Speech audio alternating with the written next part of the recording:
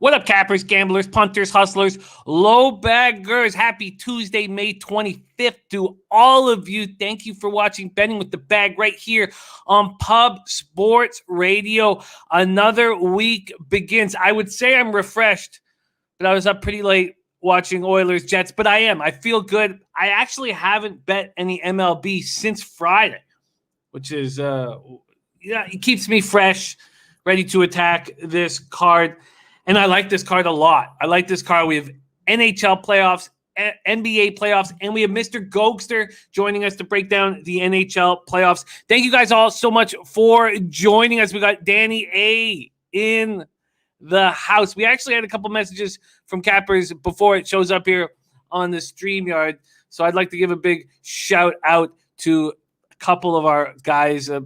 Peanut in the house early before we popped off, and our guy Robert also said he started commenting on our stream hours ago. He said he needs to take a nap before the show, but he's gonna be rolling with us. There's Matty Ice, star of the tape play of the day, ready to get to work. Danny A, we're gonna get that rebound for you. There is esteemed author Luke Murphy in the house, says had Penn's first period last night. They give up a goal in the last minute. Yes, the playoffs have really got me in the drink hole, but there's going to be a lot of opportunities for us, and it's just the first round right now. And our future bets on the Avalanche look very good. David Summers, ready to get to work. Great to see you, David. Coco Bongo in the house. Love you, Coco Bongo. Jared JB, Jacksonville Zoe, talking sports with JT, ready to eat. All right. What a good-looking group.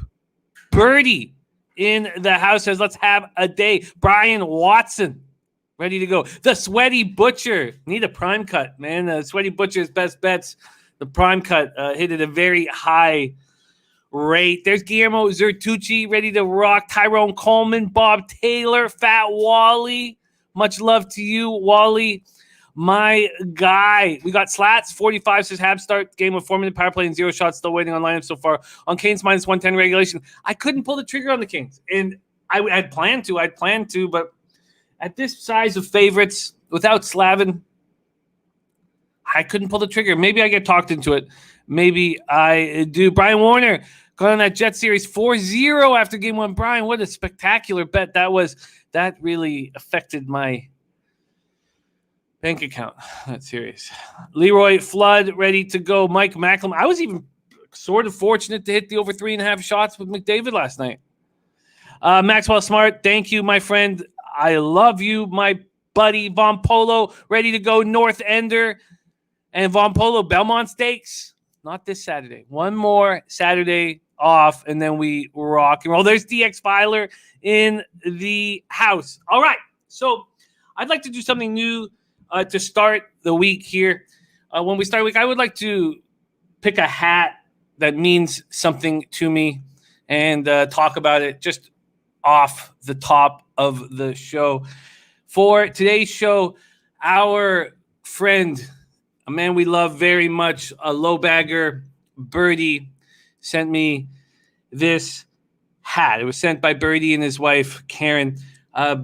Birdie's stepson, Zach, died this winter in a snowmobile accident. And he was just 22 years old. And he touched so many hearts and left us too soon. And he loved hats, just like me. And they made this hat for him in his honor. Has his name right there, Zach Greenlees. And very thankful to have been given this hat from our man Birdie and his wife Karen. And I will wear it with pride. And rest in peace, Zach Greenlees.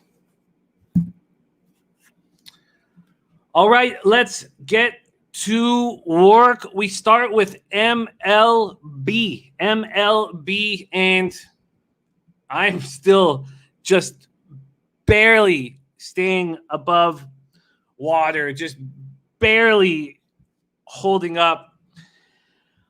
115 wins in 100 losses, 53.5% plus 0.54 units. ROI plus 0.25%. Average line minus 112.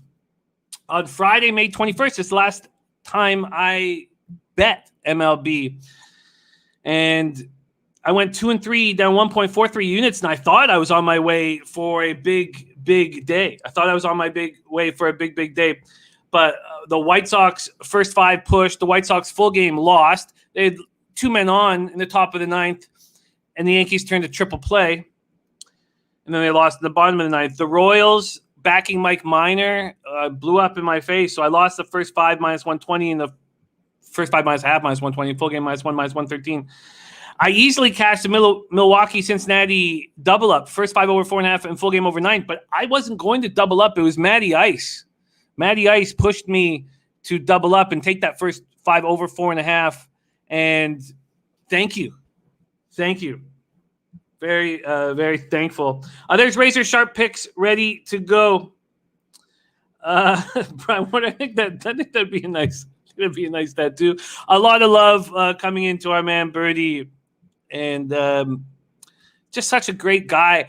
You know, I really find that the guys that we cap with are such quality individuals, and it really makes things fun. And also, it's just going to get more and more enjoyable because these relationships that we're all, have, these friendships are all growing stronger and stronger. And there's meetups happening in Vegas. There's meetups happening all over the place. And as soon as we can get through this pandemic, there's going to be a lot more meetups happening in Canada as well. And because of this pandemic, I don't know about you guys, but I spent 3 years in Central America before I came back home. And then the pandemic hit, and I had, all these friends from my life. But because of going down to Central America for 3 years and then coming back up and having the pandemic, it's the guys that I cap with that have become, my best friends, and I'm thankful and excited about the future. All right, and Razor Sharp says Horse Group is on fire. K Reed hit pick 5 Friday. G hit one on Saturday, and I hit one on Sunday. I love hearing that. Okay, Taint play of the day is in. I repeat, the Taint play of the day is in.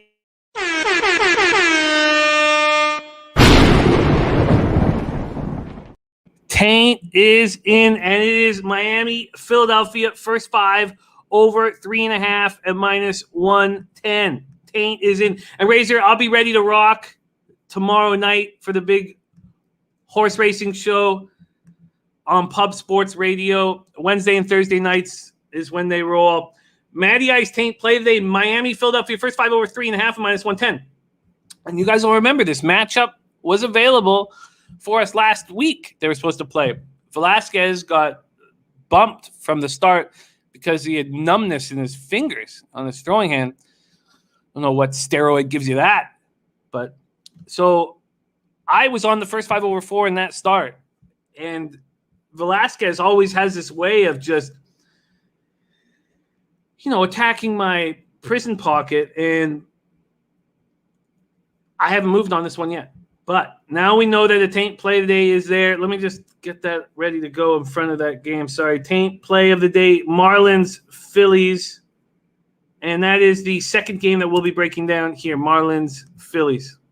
Nilo in the house, Hustle Wilson. Bob Taylor says Assiniboine's back. Oh, no. North Ender says Taint Tuesdays. There's Stephen Ferrer says, we've got to get the lads together here, Woodbine. Steven, God, we have to. I promise you that we will do that.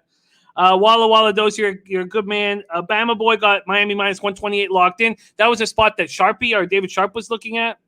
Coco Bongo says Will Rogers was good to him yesterday. Yeah, Steven, we have to. We just have to. It'll just add so much. There's Christopher Gargaro in the house. All right. So we have our Taint play of the day in. And Razor says Delaware Park live tomorrow. I'll be there bright and early if anyone is in the Delaware area. God, see, this is what I'm talking about. This is what makes our group special. And it's not what makes the show special. It's what makes us special. And it's these friendships that are growing. I mean, watching everybody partying in Vegas together, and it's magic. And hearing Razor saying, "Look, I'll be in Delaware Park. Who's in the area?" It makes me so happy. All right, let's get. And David Summers says life is all about relationships, and the low back family is unlike any other. And it's man, did we ever need it through the last little while? But even if there was no pandemic and everything was perfect, it would be extremely important. There we go. Don't ask, don't tell. Take no valley high enough. Take no valley low. There he is. Don't ask, don't tell. Ready to get to work. Willie Vegas' last year all we had were donkeys and Will Rogers. That was extremely enjoyable. Extremely enjoyable. Okay, let's get to work. Much love to you, North Ender. All right, let's get to work here. We start with 6:35 p.m. Eastern. Chicago Cubs at Pittsburgh Pirates. Cubbies are 24-22, 8-13 on the road. Pittsburgh Pirates are 18-28, 8-11 at home. PNC Park in Pittsburgh, Pennsylvania. There's K-Paul VIP. Says, great day to make some cheese. Let's go. TJ, okay. Jake Arrieta going up against Cody Ponce. Now, did that get confirmed that it's Cody Ponce? Where is my odds page? Let me just confirm that. Cody Ponce, a journeyman, 27-year-old journeyman here, who actually looked okay last year. Let's see what we are going to get here with the confirmation on Cody. And we do have confirmation that it is Ponce. Arrieta and the Cubbies opening up at minus 145, a 9-cent move to the Pirates. Very interesting. This total opened up at under 8.5. Pinnacle has moved it to 9. About 30% of the books have it at 9. The other are going to follow very soon. Arrieta on the road. Do you trust him? 4.4 and 4, 4.46 ERA, 1.30 whip, 42 and a third, 31 Ks, 15 walks, 8 home runs. In his last start, he went 5 innings, allowed 7 hits, 4 earned runs, 1 home run, 2 walks, 2 Ks, and 4-3 loss at home versus the Nationals.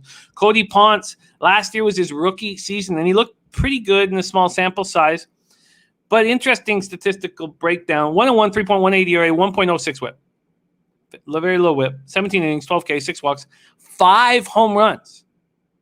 So he allowed 6 runs last year and 5 home runs. A 1.06 whip.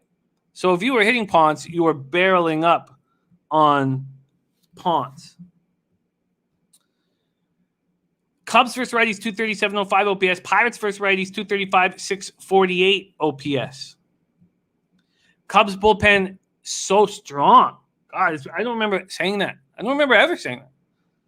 3.02 ERA, 1.26 whip. Probably said it on their run to the World Series. 11 of 16 converted save opportunities. Pirates bullpen, 4.19 ERA, 1.24 whip. They've converted 6 of save opportunities. And I was saying they've converted 6 of save opportunities last week. So no more save opportunities there. David Trump says, I'm off this game, but lean Pirates first 5. Bucks have a good hitter, batter stats versus Arrieta. And Arrieta FIP 2 more than his ERA due for regression. It does feel like that would be the only look, doesn't it? Arrieta against Arrieta. 225 with 648 OPS. So Frazier, 6 for 22 with 2 triples against him.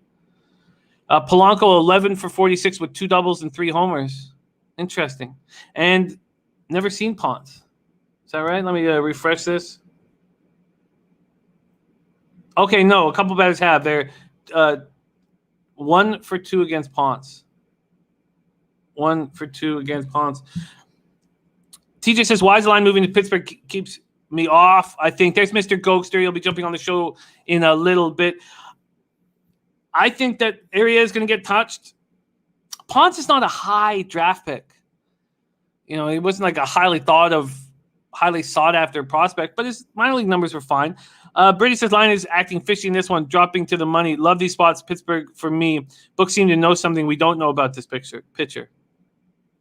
Yeah, I agree. This would have to be Pittsburgh or no bet. It would have to be Pittsburgh or no bet. And I guess I've only made 4 bets and only bet 2 games so far today, so I'll have to see how much action I have. If I don't have very much action, I think moving towards Pittsburgh makes sense. Again, even though the Pittsburgh Pirates bullpen is good, the Cubs bullpen is very good. So I don't want to mess there. Yeah, it feels like the Pirates are the spot.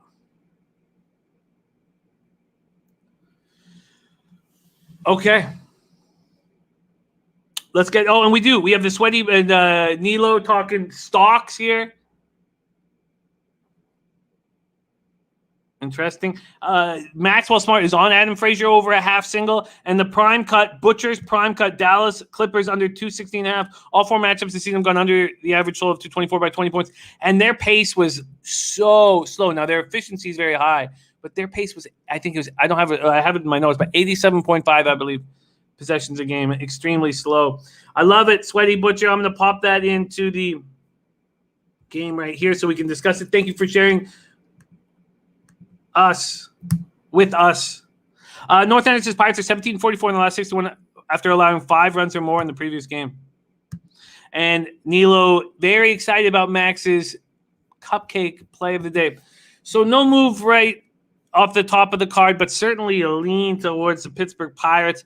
Let's move to 6:40 p.m. Eastern, 6:40 p.m. Eastern, and that takes us to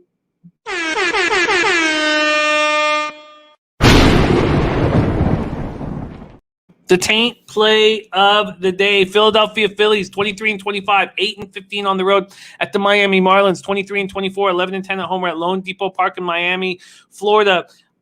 Trying to get information on the roof. It's so difficult for whatever reason at this time of day on the day of a game.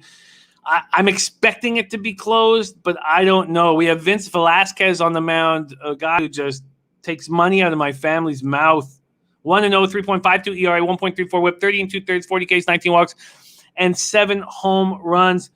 Puzzler took the first 5 under 4.5 at plus 100. Are you talking about? Sorry, Puzzler. Are you talking about the game we just discussed, the Pirates game? Okay, Vince Velasquez's last appearance wasn't a start. His last appearance, he went 1 1/3, 3 Ks. So the guy's just rolling right now. In his last start, it was at Toronto, and Toronto's just smashing righties. I faded him, and that blew up in my face. He went 5 2/3, 3 hits, 1 earned run, allowed 1 home run, a solo shot, 3 walks, 7 Ks, and a 5-1 win at the Jays. Sandy Alcantara, 2-3, 3.63 ERA, 1.12 WHIP, 57 innings, 60 Ks, 19 walks, and 6 home runs. The Pirates game, yeah, of course, because it's a much lower total. I realized that after I'd said it, but thank you, Puzzler. In his last start, it was a big bounce-back start. So 2 starts ago, he allowed 8 earned runs. He got shelled by the Dodgers in L.A. He only went 1 1/3. He got destroyed for 8 runs. Came back, bounced back nice at Philly. 6 innings, 2 hits, 0 earned runs, 3 walks, 9 Ks, and a 6-0 win at Philadelphia. Phillies don't hit righties, 233, 680 OPS. Marlins don't either, 233, 661 OPS. Phillies bullpen's not been good this year, not to be trusted. Their fielding is bad, and their bullpen is bad. 4.68 ERA, 1.39 WHIP. They've converted 11 of 20 save opportunities. Mariners bullpen, 3.65 ERA, 1.14 WHIP. They've converted 9 of 21 save opportunities. Let's see what we are dealing with from a market perspective. This total opened up at 7, juice to the under. There's been a 6-cent move back to the over. It's just to pick them there at 7. The Marlins opened up minus 122. They're now minus 124, so a 2-cent move towards them. Let's go to first fives, and let's look at the first 5 total, because that is what the taint play of the day is on. The first 5 total is sitting at 3.5. It opened at 3.5, the over to minus 105. It's just a minus 107 now. There's only been a 2-cent move towards the over. But we're talking Pinnacle, and Pinnacle's got the lowest line on that first 5. The other books have moved it pretty blatantly in the direction of the over. Sports Interaction at minus 121, and then all the other books sitting at minus 115 towards the over. Maddie Ice says, I love the 3.5. Can't believe it's hanging at 3.5. Great value. North Ender says, ride the taint here. And TJ says, Philly can't hit hard throwers. 217 average, 647 OPS. Alcantara 2.30, 0.96 whip at home. Meanwhile, Marlins rock Velasquez. Now, one thing, TJ, about the Marlins rocking Velasquez is that part of the reason these numbers are so inflated is because of a game we were all at together, all the low baggers together in Miami. We had a low bag summit of champions, and it was a spectacular trip at the Diplomat Hotel. Gorgeous, right in front of Gulfstream Park. And they lit up Velasquez, 10-plus runs in 3 1/3. I had the Phillies first 5 minus a half. The Phillies were up 6-1 in that game and lost it. So I do kind of, those home runs, they were in front of us in that one game. Not that I trust Velasquez, but he just gets me. He just gets me nonstop. So I do take those numbers a little bit with a grain of salt. They're hitting 333, 1.019 OPS, but 75 at bat. So it's not like we're talking about a small sample size. 25 for 75. Aguilar, 3 for 5 with 2 doubles and a homer. Anderson, 5 for 17 with 3 doubles and 2 homers. Miguel Rojas, 7 for 17 with 1 homer. Mr. Gogs says legendary. It was a wild, wild game. What was the final score? 20-12 in front of us. I hit the sauce hard. You're absolutely right, TJ. The thing is, for me, it's a bias, right? I have a vividness bias of watching Velasquez get shelled, costing me money, and when I fade him, he pitches great. When I'm on him, he sucks testicles, 21-13 is Taint, sitting at 61.8% on the show. Incredible numbers. David Trump says, I can't back Alcantara when he just faced his team 5 days ago. Normally bad for a pitcher. All right, that is the second game on today's card and the Matty Ice Taint play of the day. Miami, Philadelphia, first 5 over 3.5 at -110. All right, let's keep rolling. Thank you guys so much for joining us here at Pub Sports Radio, Betting with the Bag. We move on to 7:05 p.m. Eastern. Cincinnati Reds at Washington Nationals. Reds are 20-25, 9-12 on the road. Nationals 20-23, 12-10 at home. Nationals Park, Washington, D.C. Max Scherzer at home is a spot where I'll pay the Scherzer tax on the first 5 minus a half. Even though the Nats bullpen has improved, they're now at 3.79 ERA, 1.23 WHIP, converted 7 of 10 save opportunities. Generally, I would do this. But I could not pull the trigger here against this Reds team that's hitting 256, 775 OPS. And the last couple starts for Scherzer, he's kind of labored through 5, made it only through 5. And they haven't been as spectacular as they were earlier in the year. North Ender says first 5 under here, or Washington's first 5 minus a half. 76 Fahrenheit, mostly cloudy, 7 miles per hour out to left. We have Tyler Mahle, 2-2, 4.20 ERA, 1.29 WHIP, 45 innings, 54 K, 17 walks, 7 home runs. He's having a great season until his last start. 2 innings, 7 hits, 7 earned runs, 0 home runs, 2 walks, 2 Ks, and 19-4 loss at home to the Giants. Maximus Scherzer, 4-2, 2.24 ERA, 0.85 WHIP, 56 1/3, 76 Ks, 12 walks, 8 home runs. In his last start, he went 5 innings, 5 hits, 2 earned runs, 4 walks, 8 Ks, and a 4-3 win at the Cubs. He was going up against Arrieta in that start. The Nats are hitting okay versus righties, 253, 717 OPS. The Reds bullpen continues to struggle, 5.42 ERA, 1.35 WHIP, converted 7 of 14. Matty Ice says Washington first 5 minus a half is on my card. I get it. I completely get it. I just got a little cold feet. And let's see what I would get at my book right now on the minus a half. Let's see what I would get on the run line here. First 5. Oh, sorry. Let's go to innings. Here we go. And alternative 5-inning line. Minus 135. I just don't know. Scherzer, TJ says Scherzer 1.61 ERA, 0.68 WHIP at home. Washington bats are very hot right now. And JT says, Talk Sports with JT says, Nats hit Mahle and Life of On Polo looking at the Reds at the dog price. Let's go to pitcher versus batter here and see what we are dealing with. And here we go. Against Scherzer, they're hitting 118 with a 485 OPS. And they hit Mahle, 281, 926 OPS. Soto, 2 for 3 with a double and a homer. Schwarber, 5 of 16 with 2 homers. Oh, yeah, and Mr. Go says the Phillies were up 7-0 after 3. And I had Phillies first 5 minus a half, and I couldn't cash it.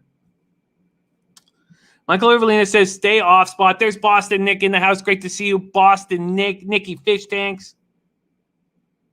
Life of On Polo says they just played the Orioles. Before that, they were struggling. Don't take the Nationals.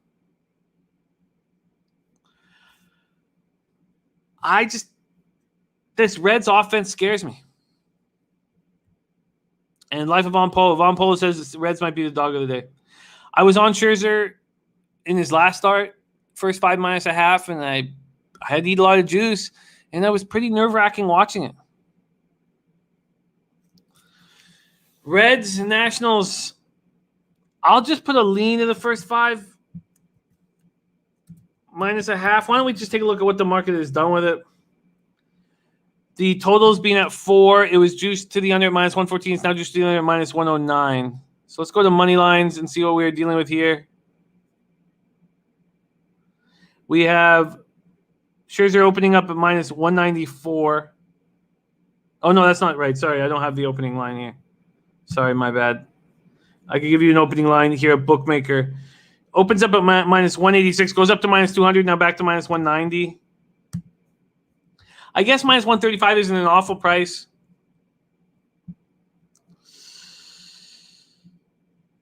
Mr. Gokster, Washington score first at plus 102. Got to get through Winker. Guy's a monster. So I completely get it, but I'm just going to leave it as a lean with some question marks right now. TJ says, take full game run line, nice plus price. Yes, you only get 8 at bats, but look, I'm not one of those guys who's against taking the home team on a minus 1.5. I'm not. All right, let's move on. 7:05 p.m. Eastern. Toronto Blue Jays 23-23, 13-12 on the road at New York Yankees 28-19, 14-9 at home. Yankee Stadium, Bronx, New York, and man, that plus 400 for the Jays to win the division was screaming at us, screaming at me, and I still wouldn't budge. I wouldn't bet it. There was no starting pitching, and the bullpen had been spectacular, but the starting pitchers weren't getting through 5 innings, and then now the bullpen's just taxed, and they're getting hit, and the Blue Jays are now 500, and the only possible explanation that I have been talking about with my friends is that the brass wants to make that run and to go far next year in front of our fans, and they're not going to invest money in pitching this year.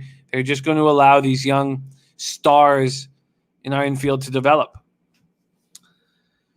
71 Fahrenheit, mostly cloudy, 11 miles per hour to left. We have Steven Matz going up against Corey Kluber. Matz 5-2, 4.69 ERA, 1.38 whip, 48 innings, 50 Ks, 15 walks, 7 home runs. In his last start, he got touched by the Red Sox. 6 innings, 10 hits, 5 earned runs, 1 home run, 2 walks, 4 Ks, and 8-7 loss at home. Corey Kluber, 4-2, 2.86 ERA, 1.17 whip, 50 and a third, 50 Ks, 20 walks, 4 home runs. He's coming off that no-hitter at Texas.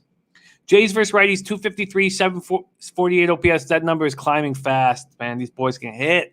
Yankees versus lefties, 245, 709 OPS. Those numbers are actually climbing as well. Jays bullpen, 3.63 ERA, 1.26 whip, 9-15 save opportunities. They were the toast of the town, and they're getting rocked right now. Yankees bullpen, 3 ERA, 1.04 whip, 14 of 17 save opportunities. TJ, thank you for sharing your hard work. I retweeted your action. He says, hammer the Dodgers first 5, team total in full game for all the milk. Going to copy and paste that. TJ, thank you for sharing your hard work with us. And let me pop that right in front of. Oh, yeah, that's going to be such a fun Dodgers game. Such a fun Dodgers game. They get the Greinke, but these Astros smash lefties. All right, Danny Betts in the house. Great to see you, Danny. Christopher Carter saying, keeping handicap simple, Jazz, Nets team total over. Lightning, home teams in the playoffs need a win. Knicks. Bob Taylor says Matz is not good. Bob Taylor's on Yankees run line. I know Matz is not good, but he also seems to get hit badly against teams that smash lefties. I don't know if we give that to the Yankees, that they smash lefties. Why don't we go to batter versus pitcher, and then we'll go into the market moves. Against Matz, they're hitting 349 with a 1.102 OPS. Wow. 15 of 43 with 3 homers. Wow. Against Kluber, 250 with an 804 OPS. We got the Truth. Says new here, trying to make some money. What's up, fellas? Truth, welcome. We work together to defeat the Juice, and we are thankful to have you. All right. Yankees, Blue Jays. Let's go to a market move here. First 5 Yankees are at minus 170. If we go to full game money lines and totals here and look at market movement using Pinnacle as our opening lines, we have this total opening up at 9 at minus 112. It's now at 9 minus 115, so a 3-cent move to the over. Kluber opening up at minus 147. Wow. He's now at minus 170, a 23-cent move towards the New York Yankees. Hustle Wilson says you came to the right spot. Our guy Hustle Wilson does just that. David Sharp says, yeah, that over 4.5, first 5 looks tempting in Dodgers Astros. It does look very tempting. I was wondering if casuals might bring that down, seeing Greinke and Kershaw listed. All right. Puzzler says Jay's bullpen ERA in last week's been very high, probably well above 5.0. Definitely. Most definitely. Does feel like a Yankee spot, but I'm getting this too late. And is it worth the move? Let's just see what my book has moved it to. If you don't make a move early, and I had every opportunity to, I mean, I was sitting there capping till 2 in the morning. Well, I was watching the Oilers-Jets game pretty closely, but let's just see exactly what we are dealing with here in this Yankees spot. Bet 365 opened the Yankees at minus 160. Okay, so it's now minus 175, so not a ridiculous move there. Does feel like a Yankee spot, doesn't it? There's Dutch Boy Fresh in the house, coming off a great day in NBA. Attaboy Dutchy. It does feel like the Yankees are going to roll here. But the Jays hit righties hard. What do we expect from Kluber after the no-no? And if I was to make this, bet this on the minus 1 line on the Yankees, minus 175 and plus 105. Let's just drop this in the chat here. Minus 75, 175 and plus 105. Gives us a minus 134. That's juiced, but I like it enough. It's just that Jays lineup is so fierce. Those of you who are still looking for a minus 1 calculator, if your book doesn't provide it, I'm going to pop it in the chat right here. Von Polo, Boston Nick is the man to talk to. So I'll make sure that you guys get in touch. There's Chris Smith in the house. Great to see you, Chris. Mr. Ghoster on Yankees score first at plus 114. And there's the run line calculator. Truth says I got Yankees, Indians, Twins parlay plus 340 money line. Well, we're going to get to the Indians and Twins spot. So why don't we give that a little time, Truth? But the Yankees makes sense to me. So I'm going to leave a lean there. Do I want them at minus 134? I guess I do. I guess I'm going to move on the Yankees minus 1. Probably should have come up to that realization at a better price. Christian James, I just popped it in the chat right there under Pub Sports Radio. That Z code system right there. Click on it, and that will take you right to the minus 1 line. It's crucial in MLB. Also helpful in NHL. Yeah, Sharpie, I get it. K-Paul VIP says, trying to get in the Discord. Who do I holla at? Our guy, Big Show Picks, can help you get in that Discord right now. You can pop it in the chat. What up, Big Show? Thank you for joining us. Okay, an addition is being made. New York Yankees minus 1. New York Yankees minus 1 is my first addition, although I'm looking very closely at Matty Ice's taint play of the day. I do have a lean towards the Pirates, but I don't know if I'm going to pull the trigger there. And I do have a lean towards Nationals first 5 minus a half, but there's something keeping me off, and I'm going to let that do its thing. All right, let's move on. Next up, 7:10 p.m. Eastern. We have the Atlanta Braves at Boston Red Sox. The Braves are 23-24, 10-10 on the road at the Red Sox, 29-19, 13-12 at home. We're at Fenway Park in Boston, Massachusetts. There's the Discord right there, link. Thank you for sharing that, Big Show.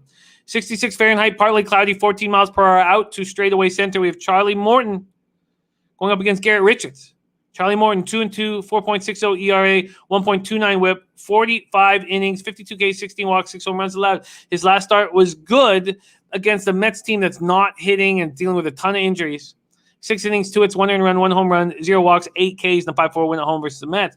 Garrett Richards, 4-2, 3.72 ERA, 1.47 whip. His whip is still very high.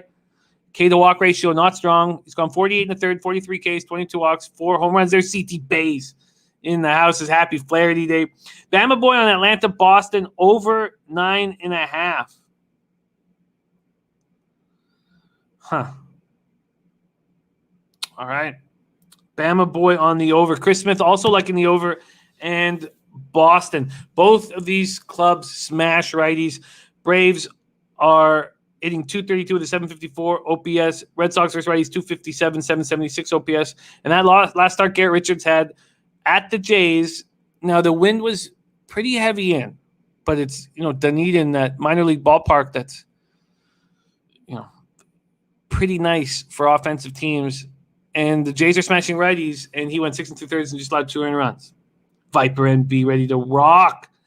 David Trapp says, how is this not an over spot? 2 trash can pitchers with 14-mile-per-hour winds to straightaway center. Is that what Charlie Morton has become?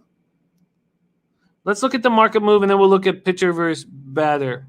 I mean, he certainly looked like that early in the year, but this total opened up at 9.5, and Pinnacle's moved it to 10. So Pinnacle and Heritage have already moved it to 10. You can bet those other books are going to follow suit. Morton and the Braves opened up -105 and now -112. And Matty Ice says that over 9.5 is on his card, blowing hard to center. North Ender says his total will be 10 soon. Chris Smith says these Atlanta bets have woken up. And Coco Bongo on the Red Sox at +105.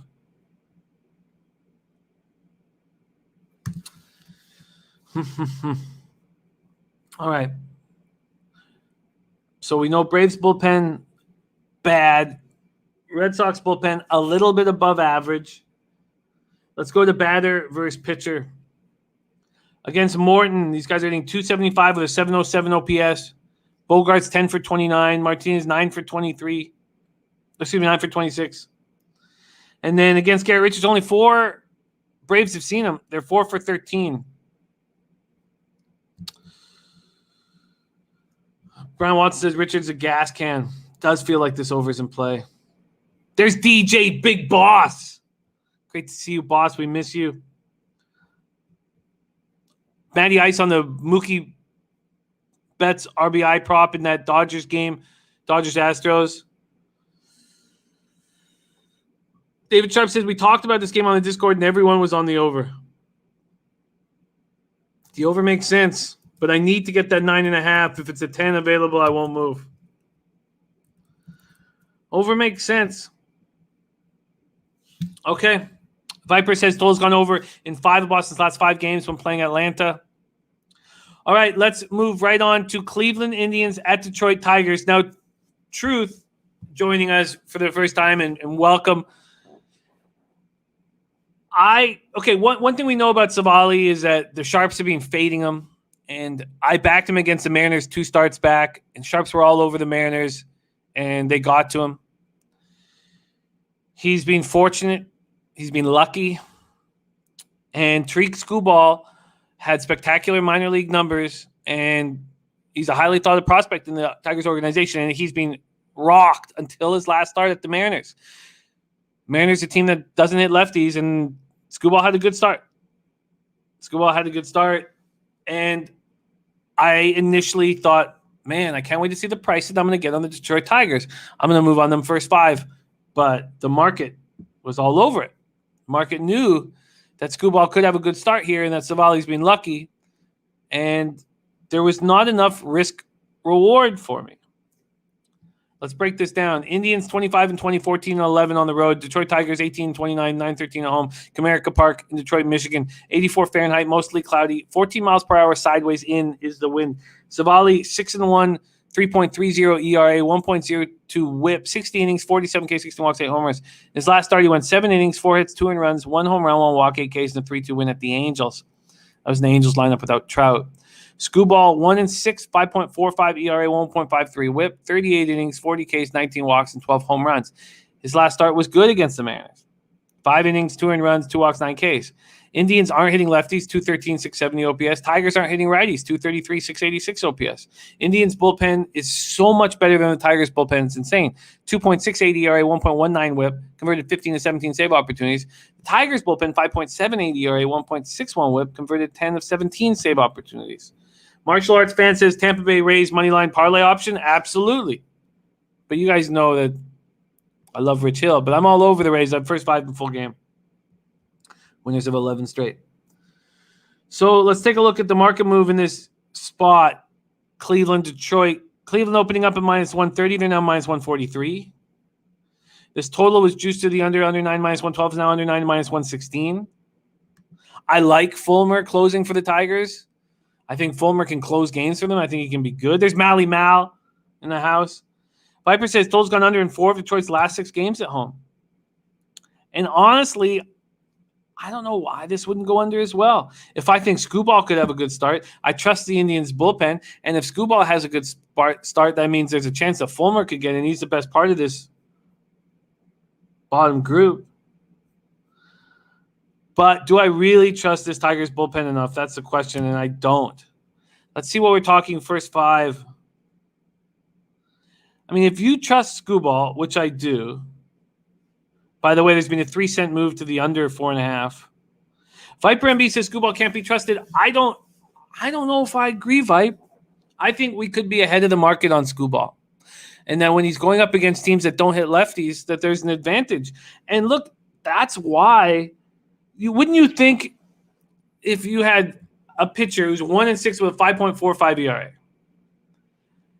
on a team that's 18-29, going up against a pitcher with a 3.30 ERA that's 6-1 on a team that's 25-20, that you'd get more than a plus 115 opening line or a plus 120? It's because they believe in Scooball.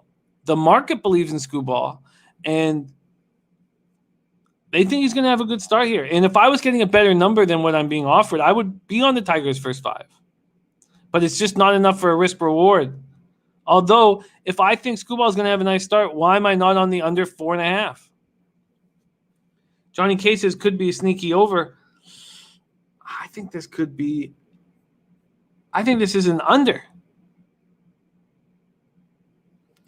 So I know that this Indians bullpen is strong. So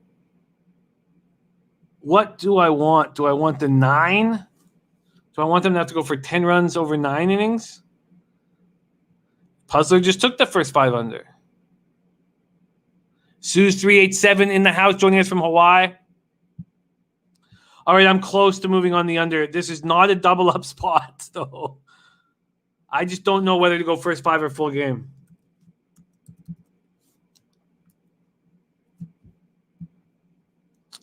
Aaron Savali's on the bump, Mally. Okay, I'm going to make a move on either the first 5 or the full game under in Tigers, Indians. All right, let's move on. 7:10 p.m. Eastern, Colorado Rockies, New York Mets. K-Paul VIP just took Indians first 5. Look, they're begging for it. They're absolutely begging for it. Why don't we just go to Sports Insights quickly here and see. Here we go. It's going to take me a second. I should have already been signed up, but okay, here. Sorry, it's going to take me a second. Wish someone else had their Sports Insights up. So it costs a lot of money to have a Sports Insights account. They don't mess around. Okay, here we go.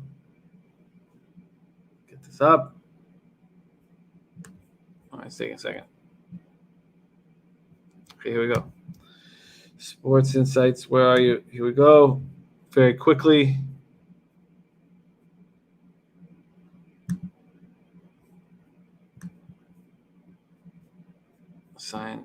Log in.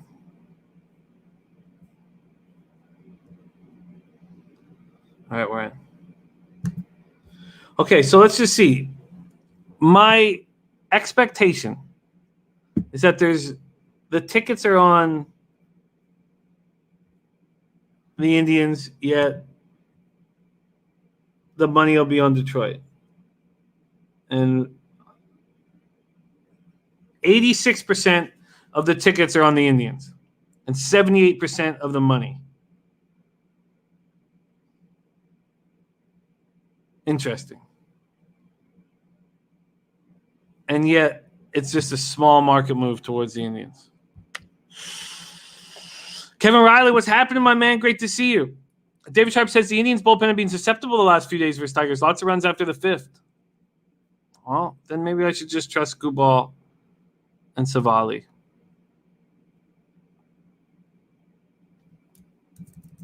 Okay.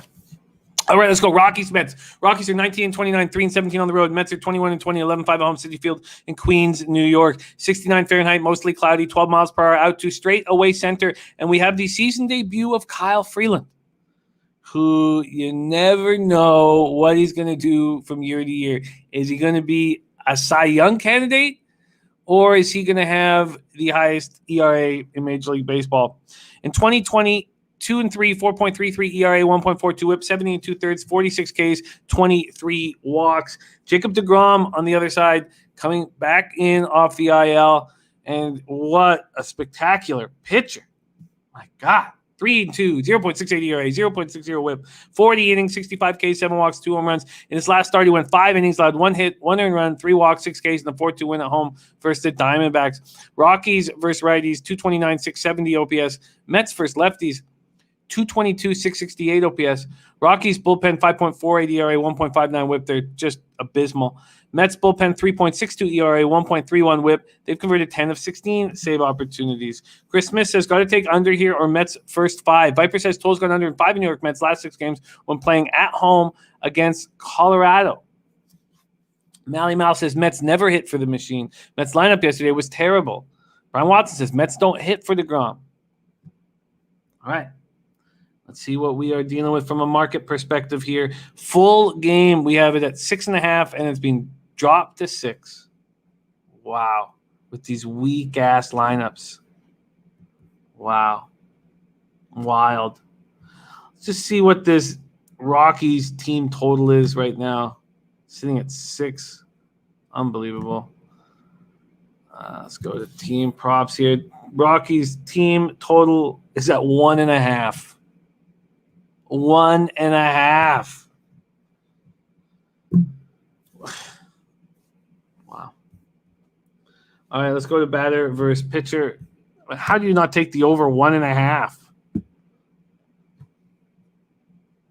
What's that Mets bullpen? Not even good this year. 3.62 ERA, 1.31 WHIP. Wow. Oh, should have gone into pitcher versus batter because Skuball's being hit by Cleveland. 12 of 40, but 5 doubles and 3 homers. And Savali, 209, 692 OPS. But I think Skubal can get the job done. So against Freeland, 15 of 24 are the Mets. They're hitting 625 with a 1.792 ERA or OPS. Against DeGrom, 155 with a 529 OPS. And you can't, the Mets lineup is so weak that you probably can't take them on the minus 1.5 line. CT base is probably 0-0 after 5 innings. Von Pola saying 3-2 Mets win, so then the over pays. Now, that over 1.5 is too juiced. It's at minus 150, so it's not like there's no risk reward there. Okay, there's no move for me in Rockies Mets. But if I had a free play, even though the Mets are decimated with injuries, I'd probably take the over 6, probably, but I'm not going to. Okay, let's move on to the first action that I locked in. I'm on the Tampa Bay Rays first 5 full game.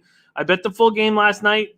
I had to wait till that first 5 was available for me. It wasn't available till like 10:30 this morning Eastern.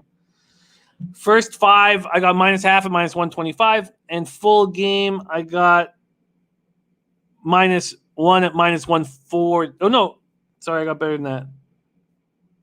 That was wrong, Mike Richards. I got minus 131, thank God. I got the money line at minus 175 and the run line at plus 110, and then I used that minus 1 calculator. I used the minus 1 calculator that I popped in the chat, and if anybody ever needs, just let me know. We'll pop it in the chat. I'm back in the Rays. I'm back in Rich Hill, and I'm getting paid because of it. Royals are 22-23, 10-10 on the road. The Rays are 30, 19, 11, and 12 at home, and they've won 11 straight games. We're in Tropicana Field in St. Petersburg, Florida. MMA locker room, we got our man Mills in the house. 85%, probably 100% swagger. Respect, Mills. I feel you. David Sharp says, someone get this man a Rich Hill jersey. Look, big pitch rich. Big pitch rich. Let's see what we're dealing with here from a market perspective. I got minus 175 on the money line at a book that just wants to milk your chode. And I still got minus 175. Let's see what they're giving off now. God, look at that. It's now minus 200 at Bet365, minus 220 at Sports Interaction.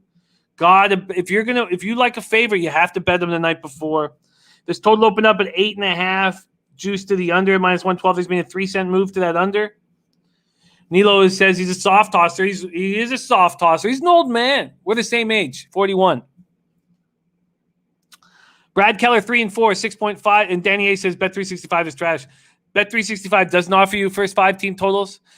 You'll find up here in the north, almost all locals that I know act as Bet365 because Bet365 is very cautious, very discerning, and the only thing is that you can go from local to local, where Bet365, the book, can just kick you out if you're winning, and then you can't get back.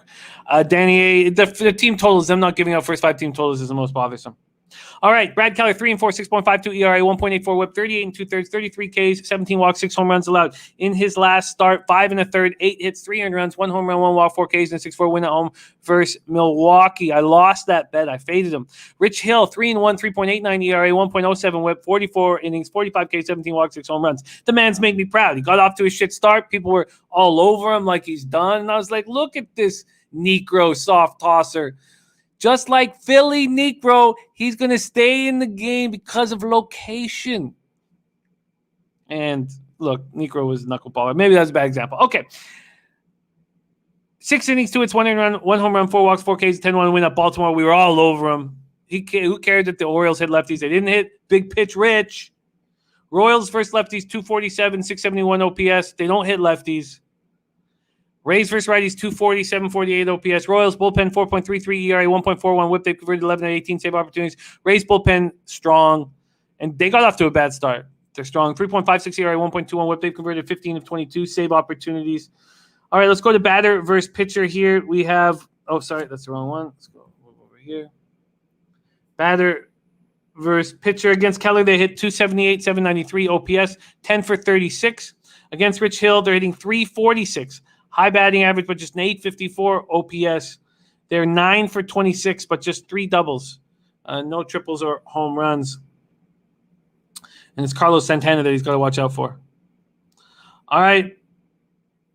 I know, Michael, it's because, and you guys, the main thing to recognize is why would a book not offer something? It's because they lose on it. So if Bet365 offers you everything in MLB, except first 5 team totals, it's because you can beat first 5 team totals. And that's something that Loshak used to beat consistently. And look at Sports Interaction for a book up here in Canada. They don't offer you run lines on first 5. Why? Because they lose. You can beat that. And my highest ROI this year is favorites on the first 5 minus a half. David Sharp says, my book is not giving props. Anyone have the number on Cole Irvin? Let me see if I can get that for you real quickly right here, Sharpie. No. Oh, yes. Sorry. My fault. Yes. No. Only offensive props for Cole Irvin. Coco Bongo says more books will open up here in Commie Canada by the end of the year as single betting will be legal. I can't wait, Coco Bongo. I can't wait. Because they're turning Woodbine into Woodbine City. Second biggest casino in North America is the word we're being told. Okay, so I'm on the Rays. First 5, full game. They're a rolling squad right now. And at this point, I don't see why we don't bet them until they lose. There we go. Next up, 7:40 p.m. Eastern, Baltimore Orioles, 17 and 30, 11-12 on the road at the Minnesota Twins, 18 and 29, 9 and 15 at home. We're at Target Field in Minneapolis, Minnesota. Mr. Gokes are laughing at Commie Canada. I think Coco Bongo nailed it, taking all our rights away. Shit. Okay, let's keep rolling. 83 Fahrenheit, partly cloudy, 14 miles per hour out to straightaway center with Dean Kramer. 0-4, 6.35 ERA, 1.59 WHIP, 34 innings, 32 Ks, walks, 10 home runs, and the Orioles are who we thought they were. Kramer coming off that 10-1 loss at home to the Rays. It was great. 3 innings, 5 hits, 4 runs, 2 home runs, 4 walks, 3 Ks. He did not look good. Jose Barrios, what do you do with Jose Barrios at this point? Because as a big favorite, do you trust him?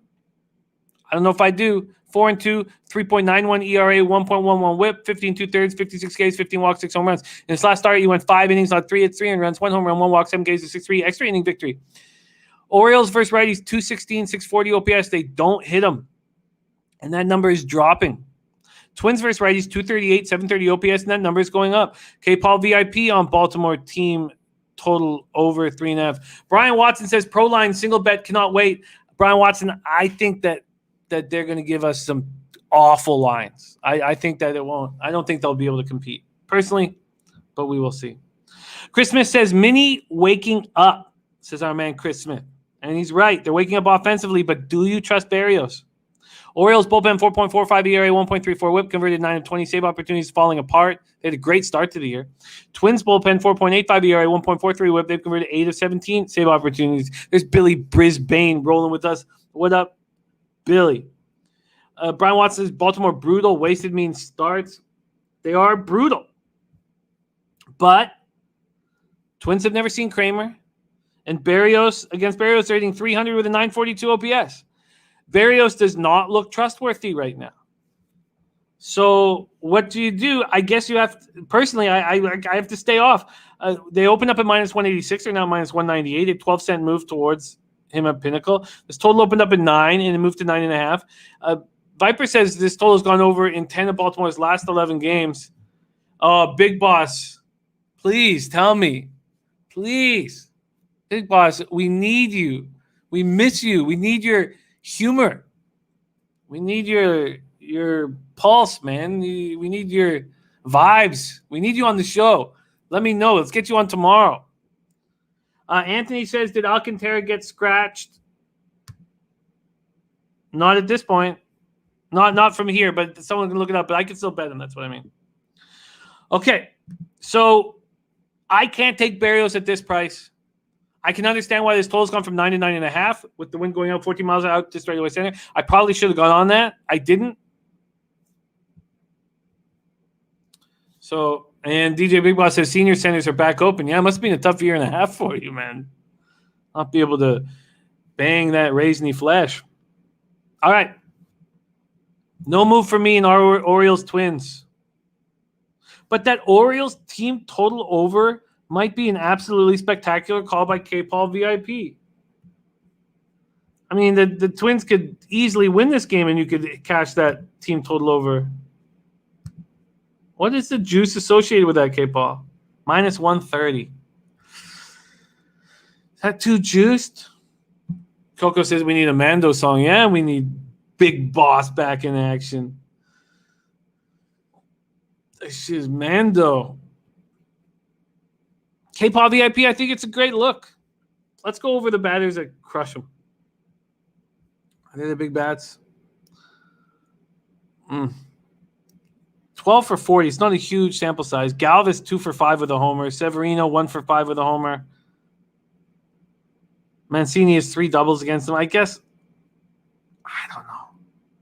K-Paul VIP got at minus 120. I would bet that right now if it was offered to me at minus 120. But that 365 makes it very, very difficult to succeed. Okay, so no move for me on Orioles, Twins, but I'm going to put that team total over 3.5 as a question mark. We move on. Padres, Brew Crew. What a pitching matchup this is. Padres 13-18, 12-8 on the road. Milwaukee Brewers 24-23, 11-12 at home. We're at American Family Field in Milwaukee, Wisconsin. I instantly thought about backing Corbin Burns first 5. I thought in my head, and this was a mistake, I had to look it up. I was like, I don't think Musgrove is as good on the road as he is at home. That's not true. He's pretty much the same. David Sharp is on Brewers first 5. Got minus 115 last night. Now it's a minus 135. Wow. Oh, great move. Great move. I didn't realize it moved that much. See what I would get on this first 5 here. Minus 135. What a great bet. Great bet. All right, Joey Musgrove, 4-4, 2.47 ERA, 0.86 whip, 51 innings, 7 Ks, 11 walks, 6 home runs. In his last start, it was a 3-0 win at home versus the Rockies. He went 7 innings, allowed 2 hits, 0 earned runs, 0 walks, and struck out 11. He looked good. He went up against Chi-Chi in that start. The taint play of the day was Rockies plus a half first 5, and it was 1-0. It was so close to hitting, and that was at plus 125, that first 5 plus a half. I loved the bet, but didn't go our way. Mally Mal says he's been inconsistent since his no-hitter. Viper says total's gone under in 7 of San Diego's last 8 games when playing Milwaukee. And K-Paul VIP said, I saw you tweet it, but my book opened it this morning. That's how they get you. That's how, if you really want to take things to the next level, you have to have multiple books. And, when you can bet on credit, which is what you can do with locals, it's very dangerous. But it allows you to bet out of your tax bracket, and it's something that once you fall into, and it's hard to get out of it. But how else are you going to get your unit size up? Okay. I mean, one of the appealing things for me is it's 25% in and out every Friday. So you're down $2K, you only pay $500. It makes it easier to make the big boy bets, which I rarely make these days. MMA Locker Room, Mills is on Burns over on Ks, and Max over on Ks. Corbin Burns, 2-3, 1.79 ERA, 0.62 whip, 40 and a third, 67 Ks, 2 walks, and 2 home runs.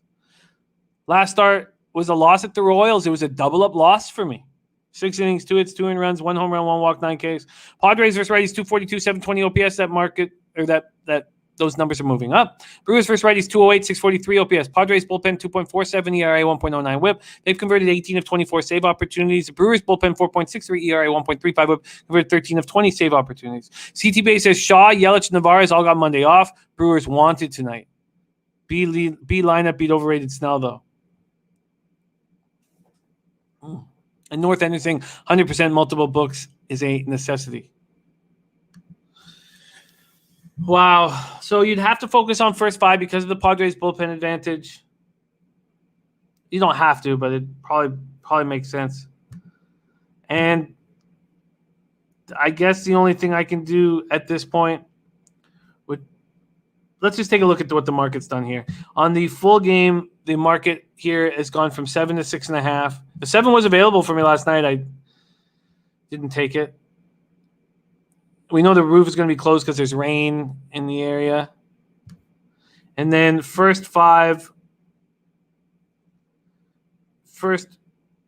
where is it here? Sorry. What's wrong with me? Oh, there it is. Sorry. Opened at the 3.5 juice to the over, and now it's heavily juiced to the under. I probably should have moved on that.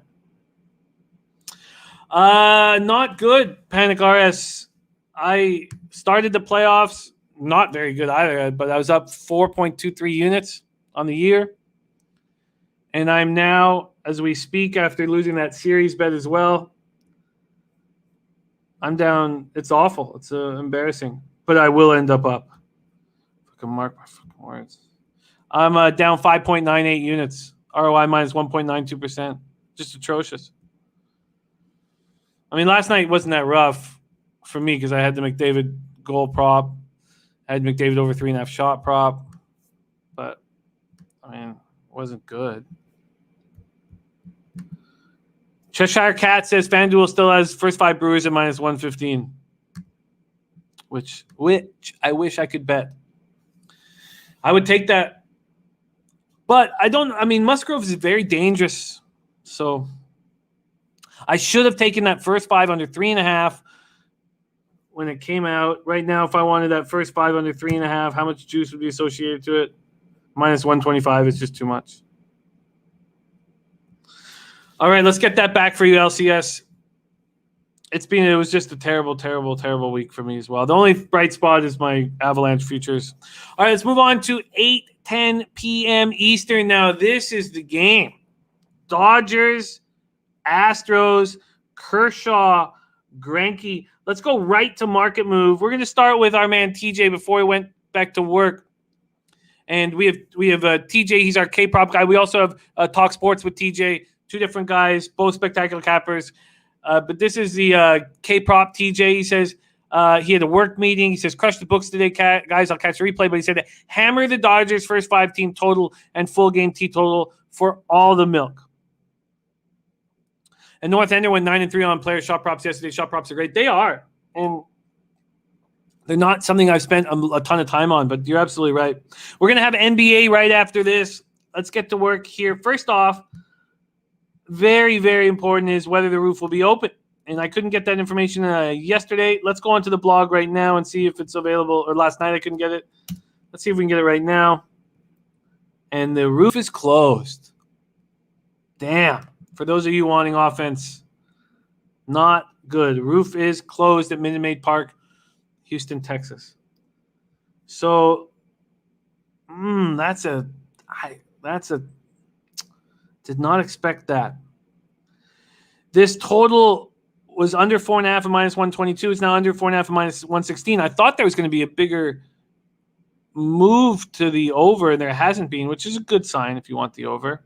I was hoping that we'd get a lot of public money on the under just seeing these pictures, but that roof being closed really cools my jets. Kershaw opens up at minus 130. He's now minus 108. Ooh-wee. 22-cent move towards the Astros. Cheshire Cat says, what game will have the most home runs? That would take me a second and kind of take me out of my role right now, but maybe somebody in the chat can help. David Chapman says, I'm leaning hard on the first 5 over 4.5. Dodgers get to Greinke. Astros hit left-hand pitching. This is a hate series, so as me off. They stole a World Series from us. JT talks about JT says, this LA Dodger-Houston game is going to be intense. I think Dodgers smash. Mouse says, Kershaw will give up homers. Okay, let's break it down more. Kershaw, 6-3, 3.18 ERA, 0.95 whip. 56 2/3, 65 Ks, 10 walks, 5 home runs allowed. In his last start, he went 6 innings, 2 hits, 2 earned runs, 1 home run, 1 walk, and 8 Ks in a 4-2 win at home versus Arizona. Greinke, 4-1, 3.77 ERA, 1.17 whip. Cheshire Cat, we'll look over it. I just got to keep rolling here because we got NBA and NHL still to get to. It did just kind of take me out. But, we'll let the guys look. There's Junior Brown into the house. Junior Brown, I missed you, man. Can't wait for this pandemic to be over so we can go catch a drink. Junior Brown, NBA capper extraordinaire in the house. Love that guy. Okay, get back here. Greinke, 4-1, 3.77 ERA, 1.17 whip, 59 2/3, 48 Ks, 11 walks, 7 home runs. In his last start, he went 8 innings, 4 hits, 1 earned run, 0 home runs, 0 walks, 8 Ks, and 8-1 loss at Oakland. Dodgers versus righties, 261, 798 OPS. They smash them. Astros versus lefties hit lefties harder than Dodgers hit righties, which is hard to believe. 289, 798 OPS. They're simply destroying lefties right now. Dodgers bullpen, 3.60 ERA, 1.34 whip. They've converted successfully 17 of 31 save opportunities. Astros bullpen, 4.06 ERA, 1.29 whip. Converted 9 of 18 save opportunities. Okay. Let's go to batter versus pitcher. And it doesn't tell a nice tale for Greinke. For Greinke, they hit 291 with a 921 OPS. Mookie, 3 for 5 with 3 homers. Wow. Justin Turner, 11 for 33 with 2 homers. Pujols, 14 for 46 with a homer. Chris Taylor, 5 of 21 with a homer. They're 37 for 127 with 12 doubles, a triple, and 8 homers. Against Kershaw, 250 with a 661 OPS. Bob Taylor leaning in for you. Cheshire Cat says Braves, Red Sox for most home runs. Bob Taylor, I think that's a great call. With the wind blowing out like that, I think that's a great, great call. Michael Overleen on the Lakers -2 and Lakers to win the series at +110. I certainly thought about that. CT Base is Astros 15-9 at home. Lean Houston here. There's Turnsey ready to go. But Turnsey, they've needed a complete rebuild for his own. They just need to build around what they have. They've just never given any depth to that team. I think Darnell Nurse is incredible. Okay.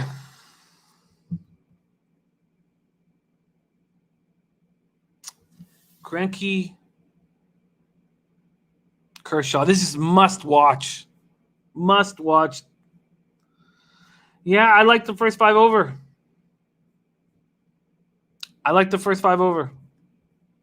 Let's just look at that market move and see what's going on here.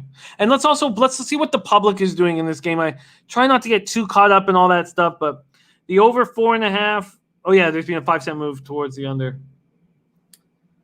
Excuse me, 5-cent move towards the over. It opened at minus 122. It's now minus 116. A 6-cent move towards the under, but a 5-cent move towards over. It's gone from 106 to 101. Okay, let's see what we are dealing with here in this spot. So we have 88% of the cash on the Dodgers. 78% of the tickets on the Dodgers. 72% of the cash on the under, but 60% of the tickets on the over. All that money coming in on the Dodgers, and yet the money line has moved towards the Astros. What does that tell you? What does that tell you? It tells me that the Astros are going to win. God, I hate the market messing with my head. Doesn't it? So let's just repeat that one more time. From Sports Insights, they have 88% of the cash on the Dodgers. That's just moved now to 63% of the tickets on the Dodgers. And the market's moved towards the Astros. Wow. See, I don't know if I have the balls to follow it, but when you look at what the Dodgers numbers are against Greinke, but God, that's hard to figure out. So hard to figure out. Okay, let's move on to 8:10 p.m. Eastern. St. Louis Cardinals at Chicago White Sox, and we have made it to my son Jose's play of the day. The Say Hey play of the day. The Say Hey play of the day sitting at 1-3 right now. 1-3, down 1.94 units, ROI minus 48.50%. But the sample size is too low. I believe in my son, Jose. Jose, how are you, my man? I'm doing well. I also, Jimmy, have a little announcement too. I think we should, my percentage is a little low, so I think we should incentivize the people perhaps to bet on my picks, to take a chance. Bet with me. Trust me. Put your money in my hands. Is it a smart investment? Maybe not. But if it does pan out, Jimmy, I have a little treat for someone. If you do tell whatever my pick may be for that day, and you send me proof, a ticket, their money that you wave around after celebrating, I will send you out of my personal account a Say Hey Play sticker. I know, a big deal, I know, but you will wear this around wherever you put it, and it will show you that you tailed me and you won, and you will be one of the few people to have one of these. So, Jimmy, well, that was a big letdown. I was very excited about what the gift was going to be. I was like, oh, man. And then a fucking sticker. Look, we're not children, Jose. We're grown men. We're grown-ass men, and we don't want stickers. Am I supposed to buy you a hooker? I mean, there's only some limits. For Jose? Jesus. To show that you won, Jimmy. Oh, God. Value. All right, Jose. I think it's time to talk gambling, huh? It is. St. Louis Cardinals against White Sox. Guaranteed rate field, Chicago, Illinois. What a pitching matchup. Jack Flaherty versus Lucas Giolito. Take it away, my man. What's your move?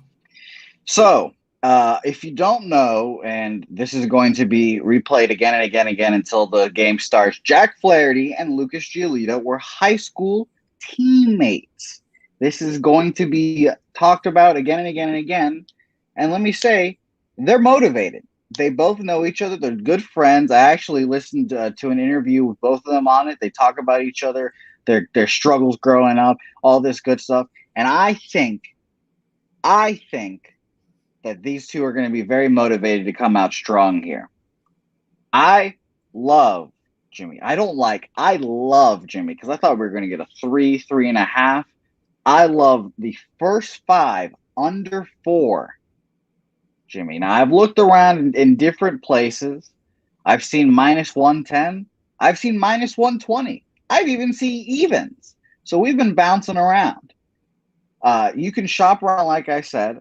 I think Bovada had it at -110. My local had it at 20 because he's an asshole. And then I think, I'm not sure where else I saw. I think Bovada actually changed it to the even. So, but I love that under. I think both of them are going to have good days out in the mound. Lucas Giolito has been struggling, but he bounced back for his first time against the lowly Twins. 8 innings pitched, 11 Ks. Back to the Lucas Giolito we thought he would be. And on top of that, he actually talked about his struggles as well. This might bore someone, but he had his whole mental skills training. He had a computer program doing all this stuff, get himself mentally ready, and it seems to work out. So I'm going to trust Lucas. He's a stud. Jack Flaherty has been a stud all year. I love this 4 number. Like I said, I thought we were going to get a 3.5, and I was pretty shocked to get a 4. So give me the first 5 under here in the St. Louis Cardinals versus your Chicago White Sox. Jeff Slaughter. Jeff Slaughter says Jose 1-3 and offering stickers get you killed around here, bro. Very good. I want it.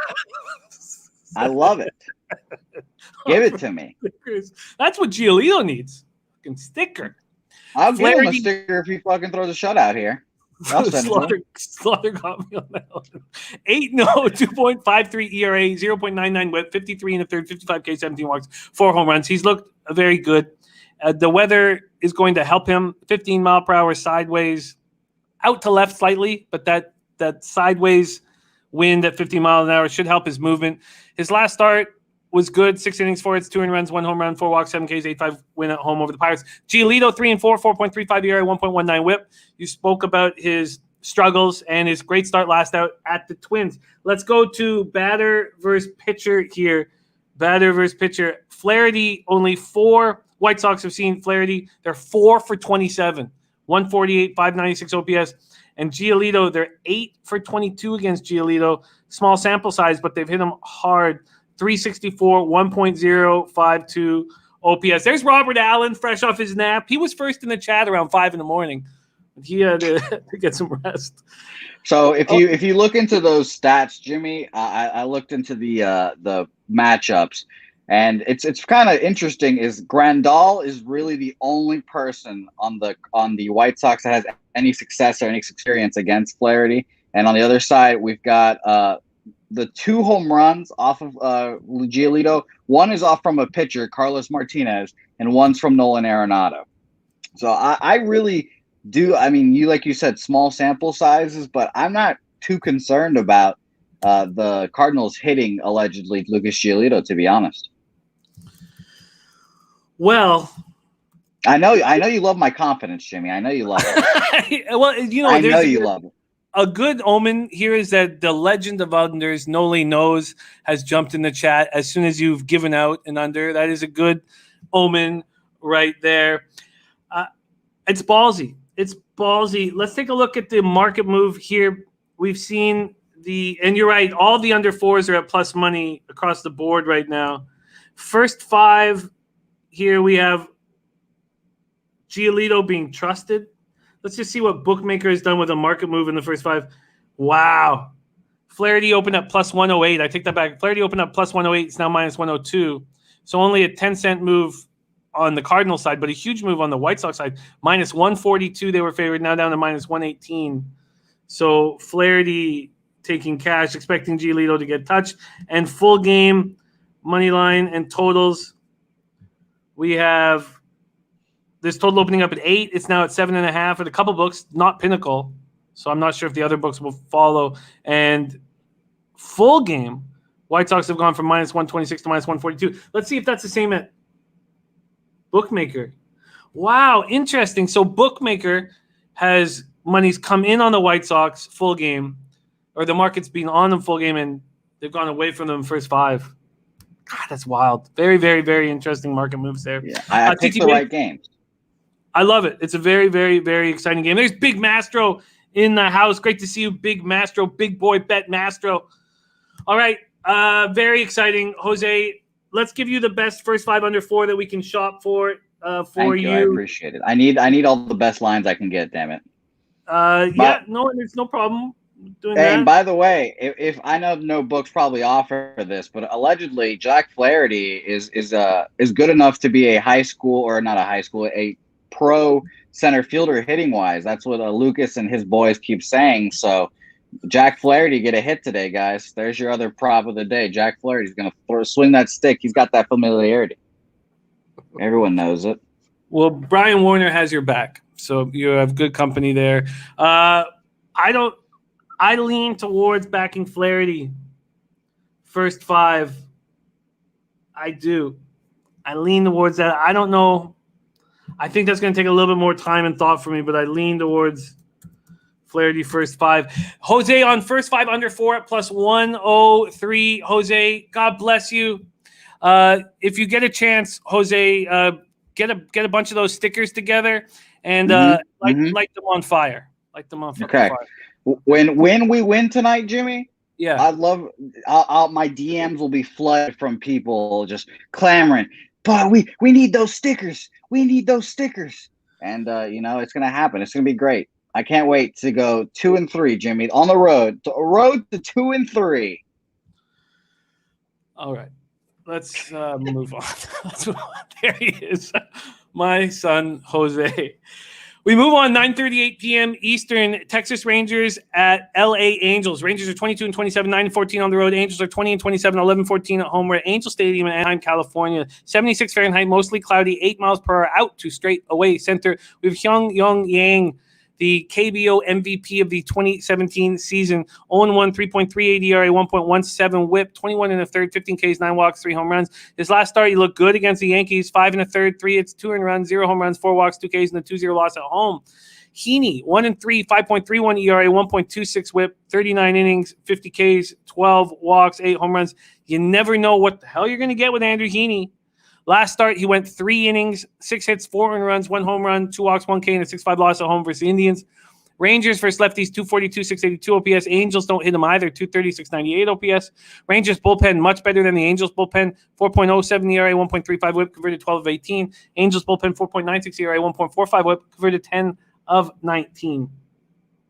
Let's see baseball data. We know there'll be nothing. A little bit versus Hyun-Young Yang. So he's faced them once. They're 3 for 12 against them. With 1 home run.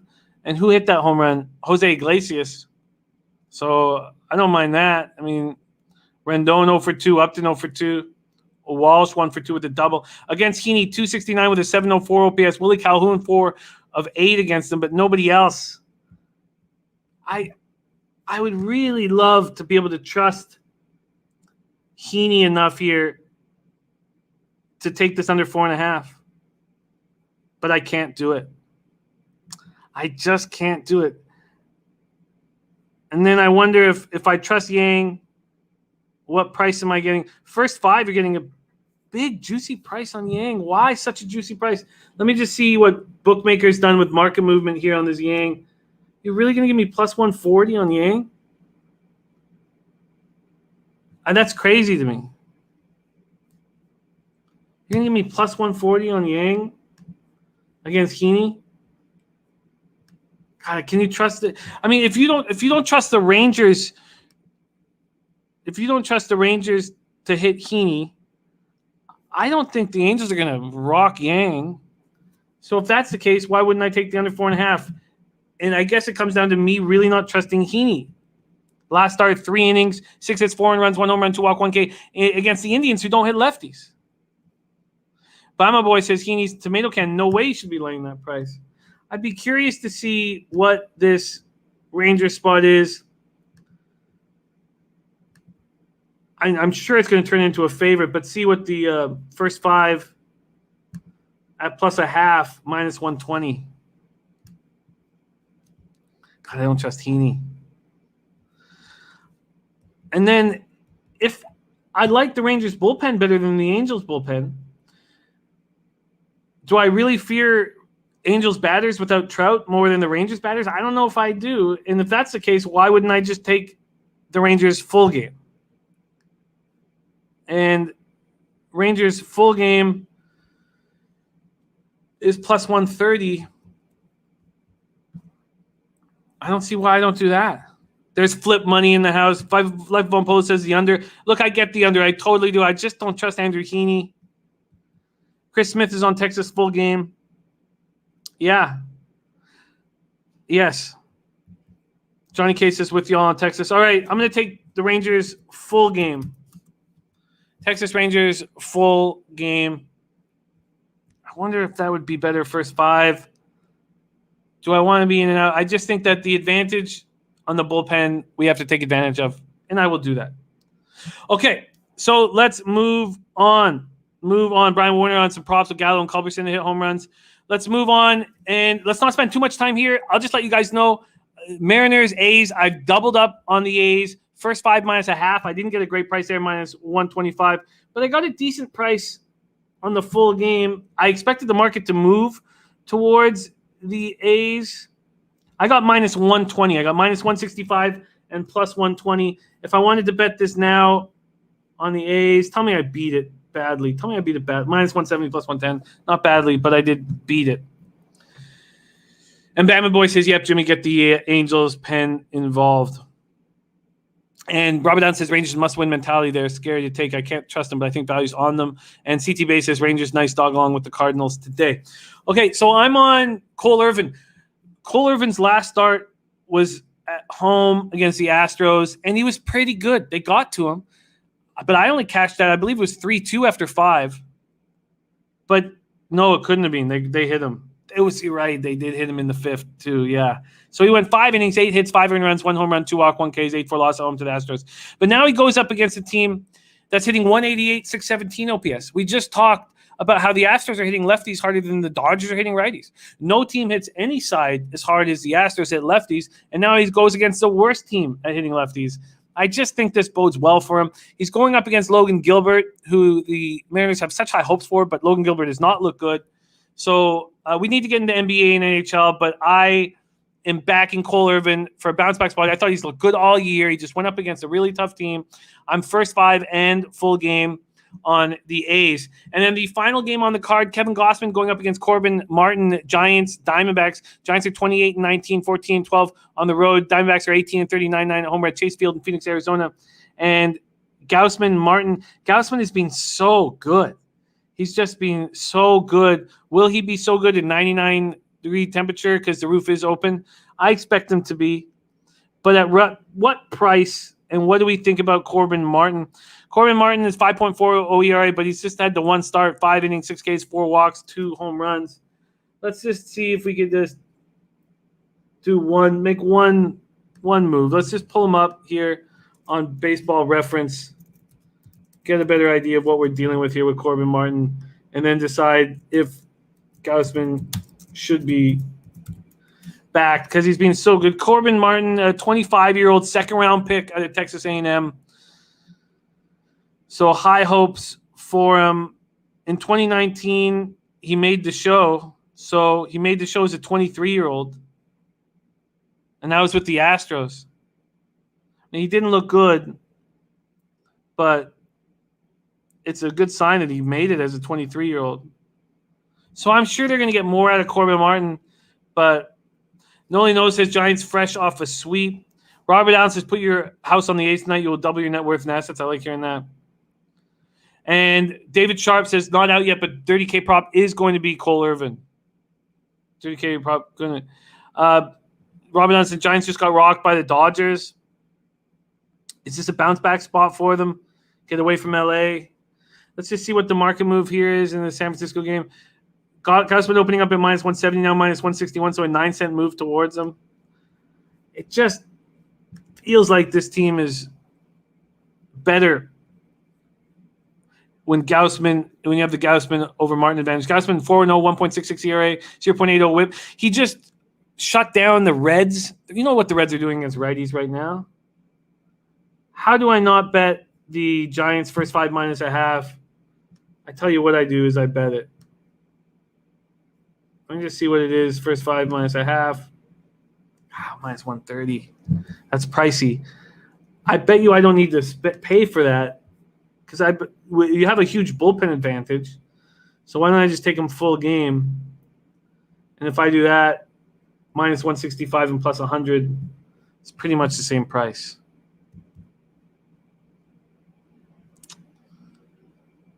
And I don't want to double up.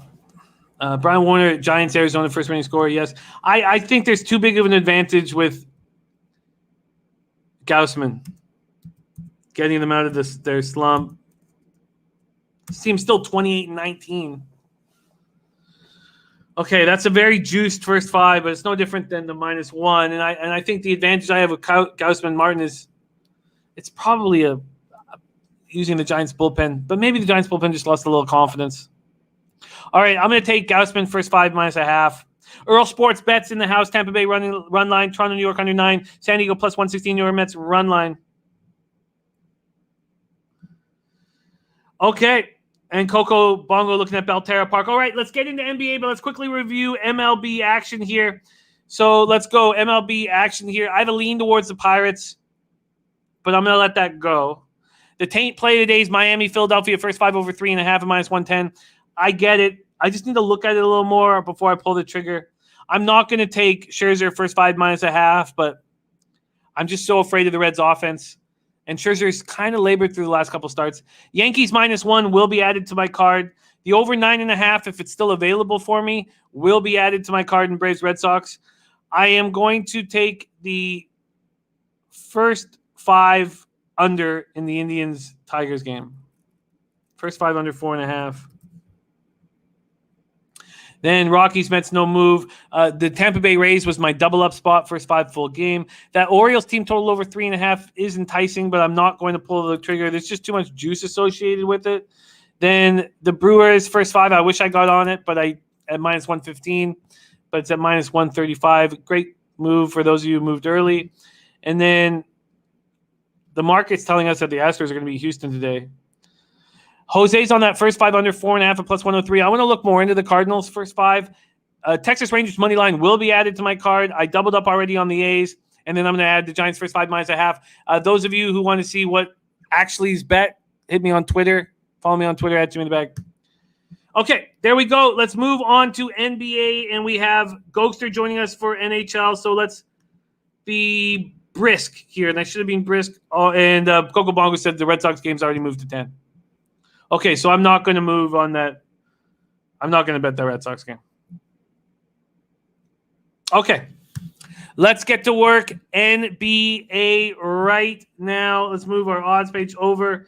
And Mr. Gokster will be joining us shortly here to talk NHL. All right, let's go. And those of you new to the show, this is my 4th year publicly capping all the sports in front of everybody and publicly putting out all my bets. And 3 years of success in NBA in front of everyone. And this year has been a train wreck.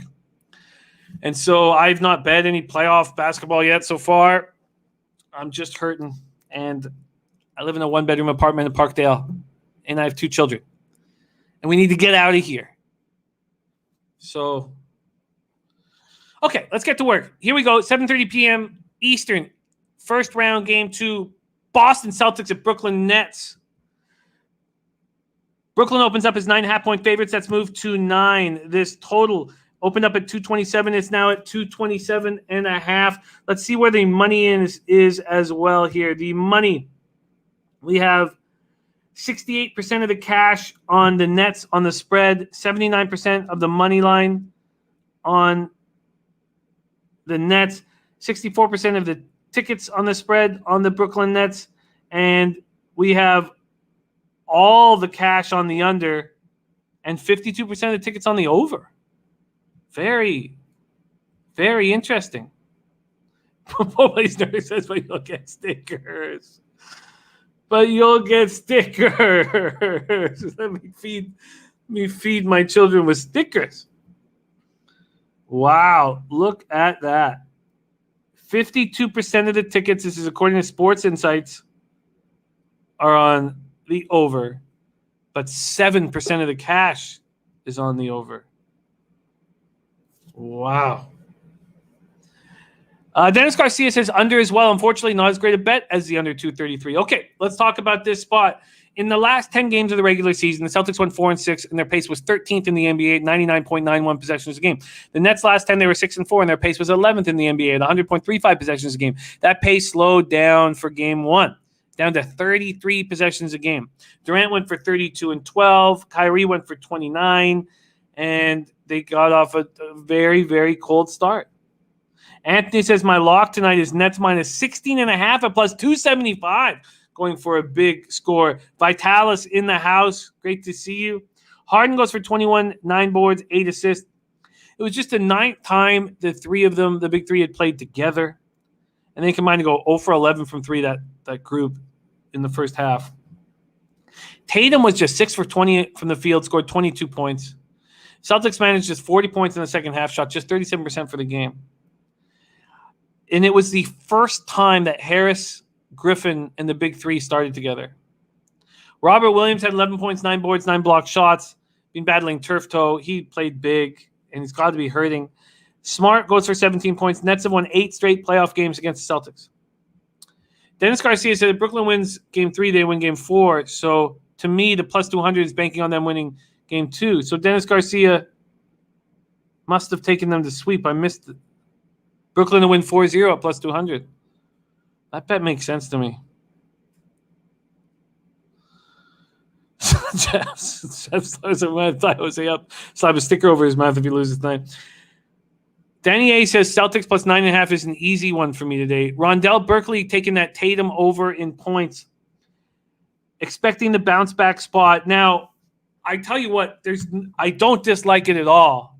But one thing that's really hurt me this year was expecting Tatum to bounce back after bad shooting performances, and he didn't for me.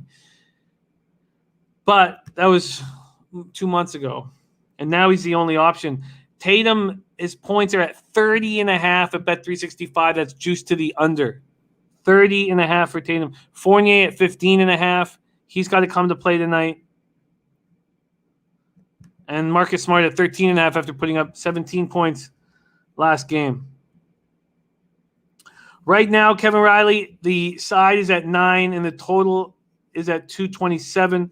Let's see what Pinnacle has done with this total. Wow. Opened up at 227, went down to 226.5, back to 227, up to 228 about an hour and a half ago, and then back to 227.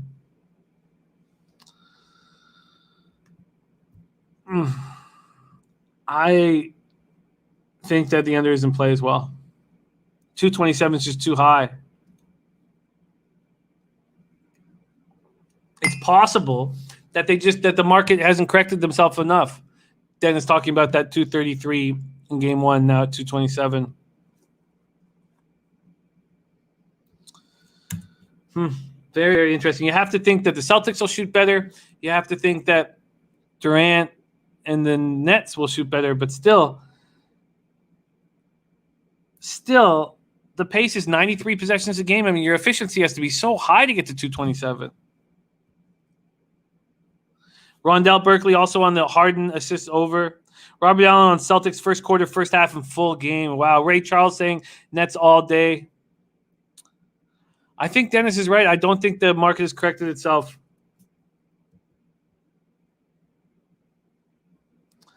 Mally Mal says closest game that these two teams played was a 5-point win, and KD and Harden didn't play. Nets still covered the spread.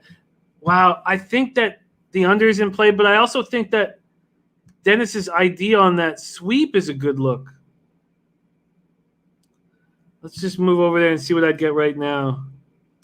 Series correct score. 4-0 is plus 200 for the Nets.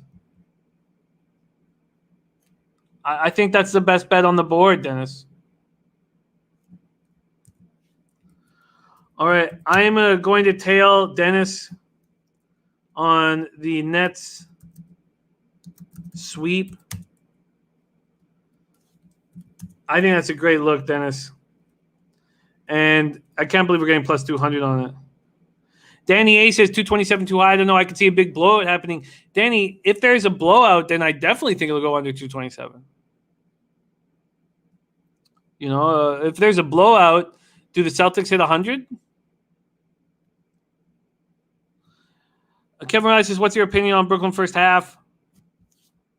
Let's just see what that is right now.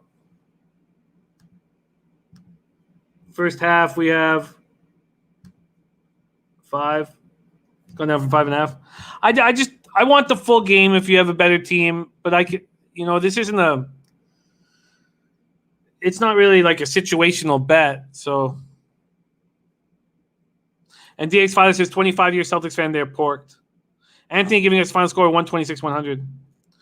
Okay, I'm gonna move on to. I love that look. Great stuff on that look, Dennis Garcia. All right, we move on to the next spot here, and that is, and we got to be quick. Lakers at Phoenix Suns. We're at Phoenix Suns Arena in Phoenix, Arizona, and what emotional game one that was. What a series! I mean, your first thought is, wow, well, the Lakers will bounce back in game 2. But the more you look at that game, will they?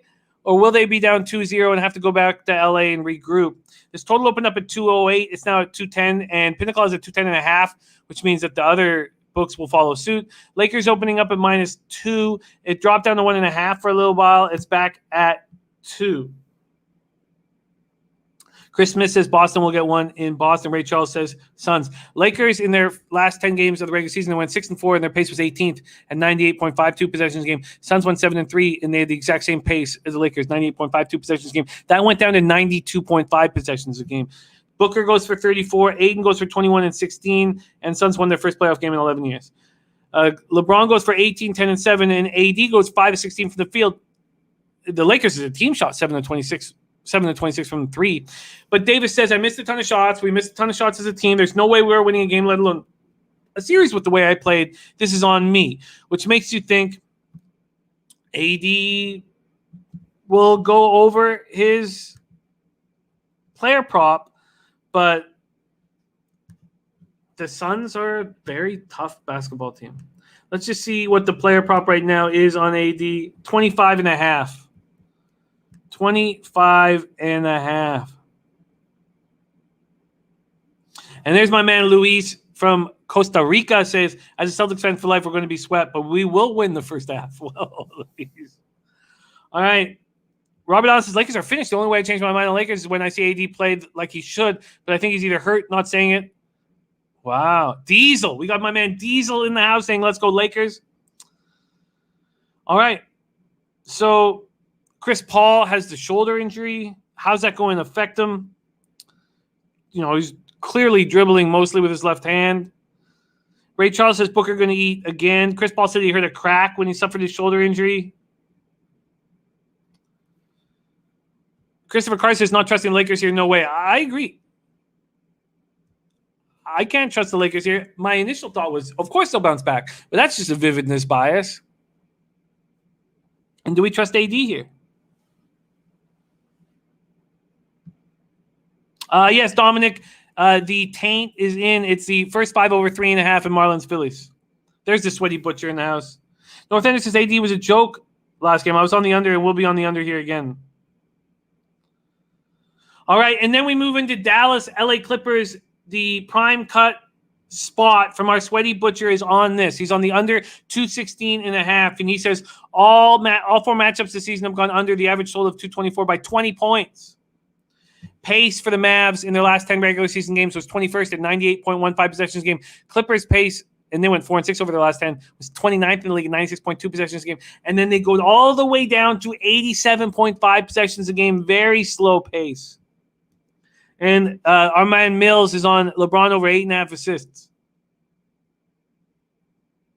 Life of Von Polis, Anthony Davis dominates, but the Phoenix Suns win the game. Nobody knows on the Lake Show.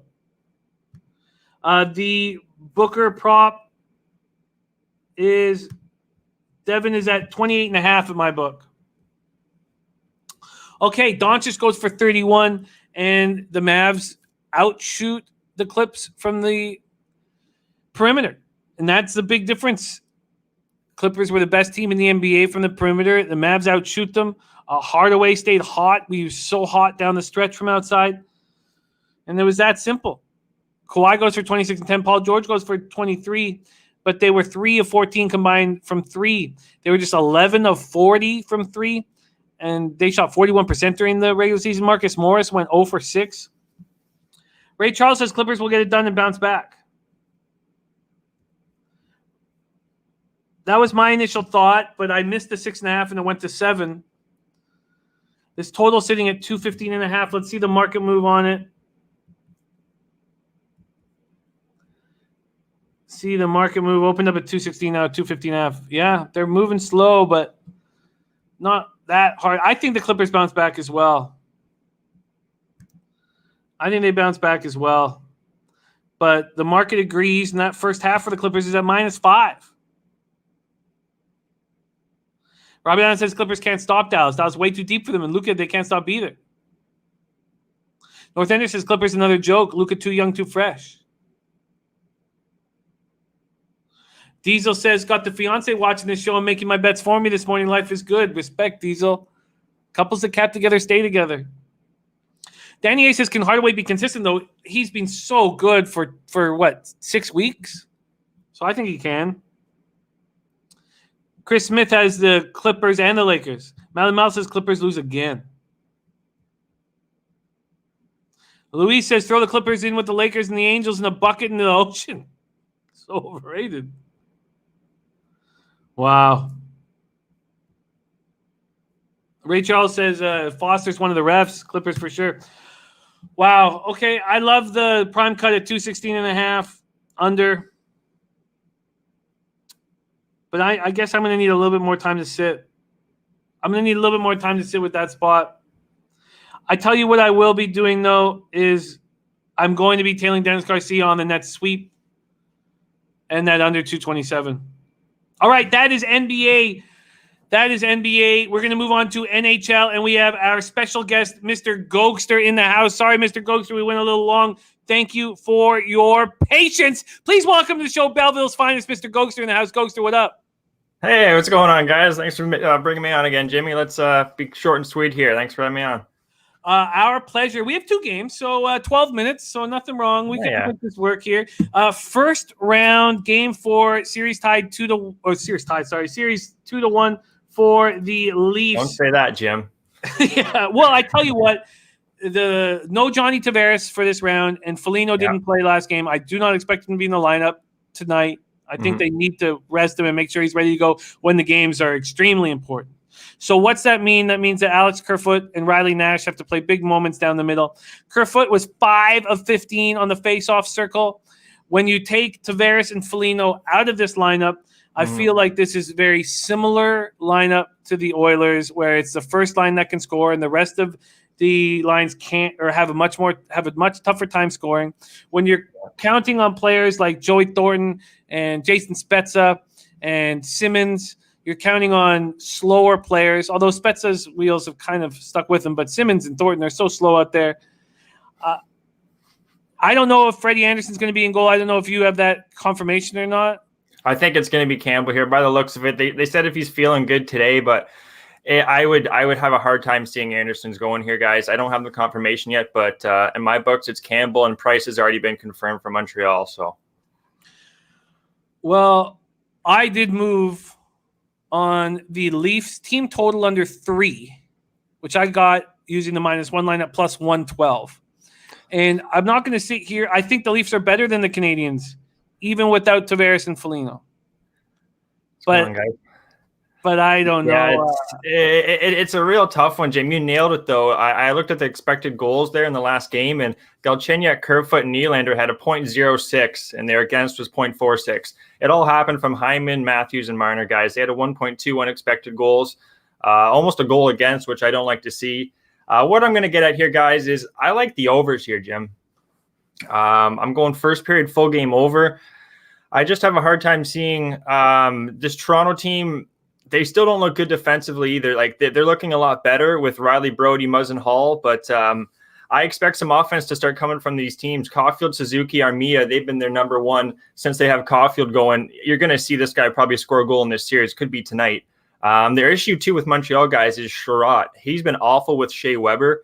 A guy that could be coming in is Romanov, Russian guy, first-year player. He's been a star.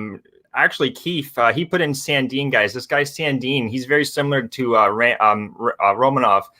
He's actually getting the start, and you're seeing what he's doing. But Romanov, he's sitting on the bench, and this Montreal team, they're starting. They need some more offense. As good as really Carey Price has been playing, it's not been their defense. Their defense has been a little shaky. So if you can see Romanov in here, Jim, late, I really like this over. So that's why I kind of jumped on it early. Campbell and net, it's going to be a back-to-back. I think he's going to look a little bit shaky. Montreal could win this game here, guys. But overall, I can't really choose between the side, but I think it's going to be an overplay. The power plays haven't been humming either. 0% for Montreal, 14% for Toronto. But this is go time. Montreal, if they lose this game, they're going back to Toronto, and I think the series will be over. So this is the time to go, in my opinion, guys, for Montreal. I like the overs. Coco Bongo with you on the over as well. Dennis Garcia says, I really don't want any sort of under on a back-to-back, and Birdie agreeing with that. Birdie also liking the over.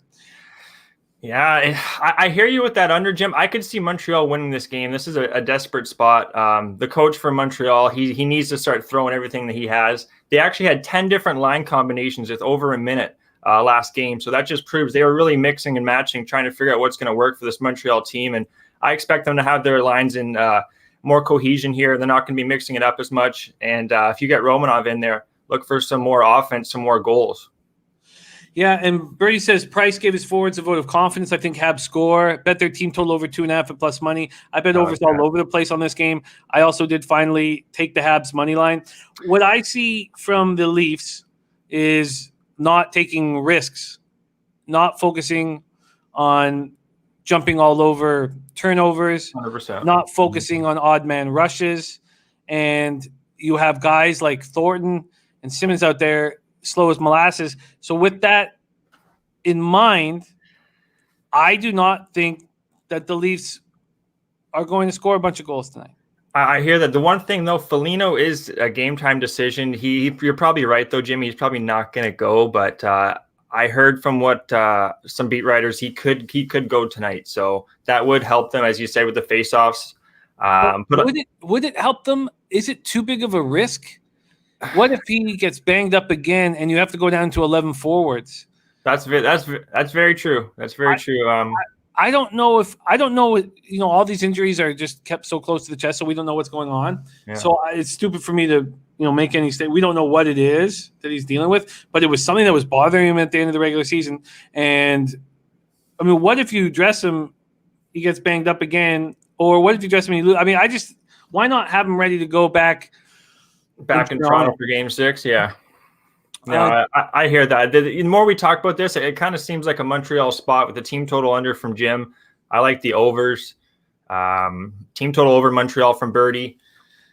Could be a Montreal spot, especially if you get Romanov in, guys. Beginning of the year, Montreal was scoring a lot of goals. They're looking like a great hockey team. And since he came out, they really went on a downward spiral. Look for him to come in and boost the team, just like Sandin did for Toronto. Very, very, very interesting breakdown. And when we've been on the other side of each other since you've come back here with us at Pub Sports, you've won a very high percentage of the time. But we're not rare. We're on the same side. Yeah, we're really not. And I can understand the look on Montreal. Yeah. In fact, you gonna do it? I just the way the Leafs are playing, it's not good. It's not good. And yes, I think that first line is much. There's no doubt who the best players are on the ice. No one's quite. I mean, it's Matthews, but Marner hasn't looked as good as I'd want him to. He's a piece player, He's a piece player with Matthews or with Tavares when he went down. He's tough for him to be a leader in the playoffs with his size. But this is go time for Montreal. Guys, I'll wait and see what's going on with Foligno, but I'm starting to lean towards the Habs. I'm on the Leafs team total under 3. I got that at plus 112. That was under 2.5 at plus 180, under 3.5 at minus 150. And a lot of talk. Kevin Riley liking Cole Caulfield over 2.5 shots. Definitely. Definitely. One more thing, guys. Expected goals I always like to look at in game 1, 2, and 3 for Toronto: 3.3, 5.43, and 3.39. So they've been all over Price. It's been Price standing on his head. So that's why I just, even if Toronto doesn't go, I still think they can put the puck in the back of the net with that first line. It's a shaky but it's the only line you have to defend now. It's true, but even so. I mean, did you have the right defensive pieces to shut down a team? Because the Jets did. Do the Habs have the right defensive pieces to shut down the number one line? No, I don't think they do with Sherrod. And also, remember Victor Mete? They could really use that guy right now. He's now in Ottawa. So defensively, they're not the same team they used to be. And they really, as I said before, 10 different lines over a minute last game for Montreal. So they're mixing a lot of different things up. But I expect them to have a better performance. I don't think Campbell's going to play nearly as well as he has the last couple games. See, I don't know about that. I think that the players, when you have one back-to-back a year or two a year, and it's at the start of the playoffs, I don't think it's a big deal. And I think it can help him. And I always thought Markstrom, when he was with Vancouver, we never played back-to-backs. We did once a year. And whenever we did, he was lights out in that second game. I don't have. It's more the defense that you are concerned about for me on second night back-to-backs, not the goaltending, because they're not. It's not a normal thing. Okay, we got to get into this Predators Hurricanes game. We're 4 minutes away from the big Babano CMAC MLB show. So series is tied 2-2, and look, I like Brett Pesce, I like Brady Shea, but the loss of Slavin has been huge. Jacob Slavin out of the lineup. And now at this point, I cannot take the Canes as this big of a favorite, even though they are 23-5 at home. Mm-hmm. I just can't take them as this big of a favorite. Yeah, I think the line's overpriced too. I do think it's overpriced, Jim. Are you making any moves here in this spot? With that being said, I am. Jacob Slavin, he was skating. I think he is going to go. No confirmation on that yet, unless someone in the chat can find that. But I like Carolina regulation. With that being said, Jim, this is a shaky one. One big thing I found from Nashville, this line from Forsberg, Johansson, and Duchesne. They put them back together since they went home, and they've been on fire. So that's a big reason for this uptick. Look at these the expected goals from home and road from Nashville, guys. 1.42, 1.7 on the road, 4.73, and 4.16 at home. It's night and day. Meanwhile, Carolina's average around over 3 expected goals every time. So I know what Carolina can do. Let's see if Nashville can bring the same heat on the road in a crazy Carolina arena. I don't think they can. Saros is a different goalie on the road as well, guys. I don't think he's going to play nearly as well. And Ned, let's just keep riding Ned. I like the team total under for Nashville first period, minus 110, along with Carolina regulation, minus 110. So there's been a big market move towards the under. We got our man Mills on that under 5.5. It's already moved to 5 at Pinnacle. I see Saros getting more and more confident. I don't see him as being vulnerable here. And I hate the Predators, but when I like the under, Jim, I do. You do? Yeah, I like the Nashville team total under first period, and I do think Carolina is going to win a game similar to Game 3. I think it was when it was 3-0. I think it's going to be like a tight 2-1 game. The line's really juiced heavily, like you said, minus 125. I think it is now. It's minus 140 now. 140. There you go. Under 5.5. Yeah, sorry, so that's why I fished around for the Nashville first period under, just because I think Carolina's going to lock down, especially if they get Slavin back in, which I think he is going to be in. Great stuff. I'm not moving on the Predators Hurricanes. Everything from my biases, from what I've seen all year, made me, of course I'm going to take the Hurricanes in Game 5. It looks easy, doesn't it? Yeah. I had to step back and say, you know what, it's just they're too big of a favorite. Brady says I'm on the Canes in a bunch of ways here. Nashville, some guys logging huge minutes now on travel spot for Nashville versus a better team off 2 losses. Canes win by margin here, like always at home. Yeah, he could be so right. He could be so easily. He could be so right here. One more thing, quickly, guys. Shot attempts. The shot attempts were 80 to 40 last game, and then 69 to 48. That's just shot attempts for Carolina. They've been all over this Nashville team. So Saros is playing really good, but this is a tough game. Like you said, 26-5 at home. Give me Carolina regulation. Yeah, look, it'd be the only move I'd make, but I just have not pulled the trigger at this point. So far, I'm starting to lean towards the Habs, and that's the last thing I want to do while watching this game. No, I can't. I get shot if I told people here I'm on Montreal, so I'll take the over. Okay, go through. Could you please review your action for tonight? All right, guys, thanks for tuning in. We'll be short and sweet with the recap here. We're Toronto-Montreal overs. First period over, full game over. Let's see some goals in the back of the net. And Nashville-Carolina regulation. And Nashville's going to come out slow in the first period. First period under, -110. I'm on the team total under for the Leafs at 3, and that's almost like a bet on the Habs. Yeah. So I don't know if I need to add it. I'll wait and see. Gokster, where can they find you on Twitter? Yeah, guys, so check me out on Twitter, Ego47 on Twitter. I'll post my NHL plays. I got MLB and KBO and PGA as well. A bunch of stuff going on. Thanks for having me on, Jim. And our pleasure. And Gokster will be now on our show every day. Is that right, Gokster? That is right, guys. Check me out every day here. We'll be back again, same time. Hopefully we get a little more time tomorrow. We got some more games. So let's get after it. Let's cash some tickets, Jim. There he is, Mr. Gokster in the house. Thank you guys all so much for watching. Let's have a great start to our week here. Let's get paid in full. Thank you all so much for your support. Now head over to Babano and C-Mac and check out their MLB show on behalf of Mr. Gokster, myself, my man Jose on the ones and twos, and everybody here at Pub Sports Radio. Thank you guys so much for watching. Let's get paid in full. Get that cash. Cheers, guys. Hey, those bookmakers!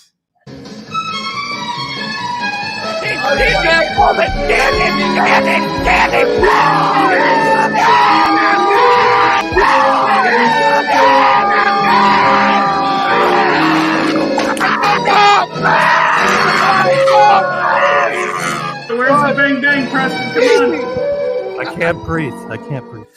Pub Sports Radio. Come find us in Southtown 101. Subscribe on YouTube and all platforms where podcasts are found.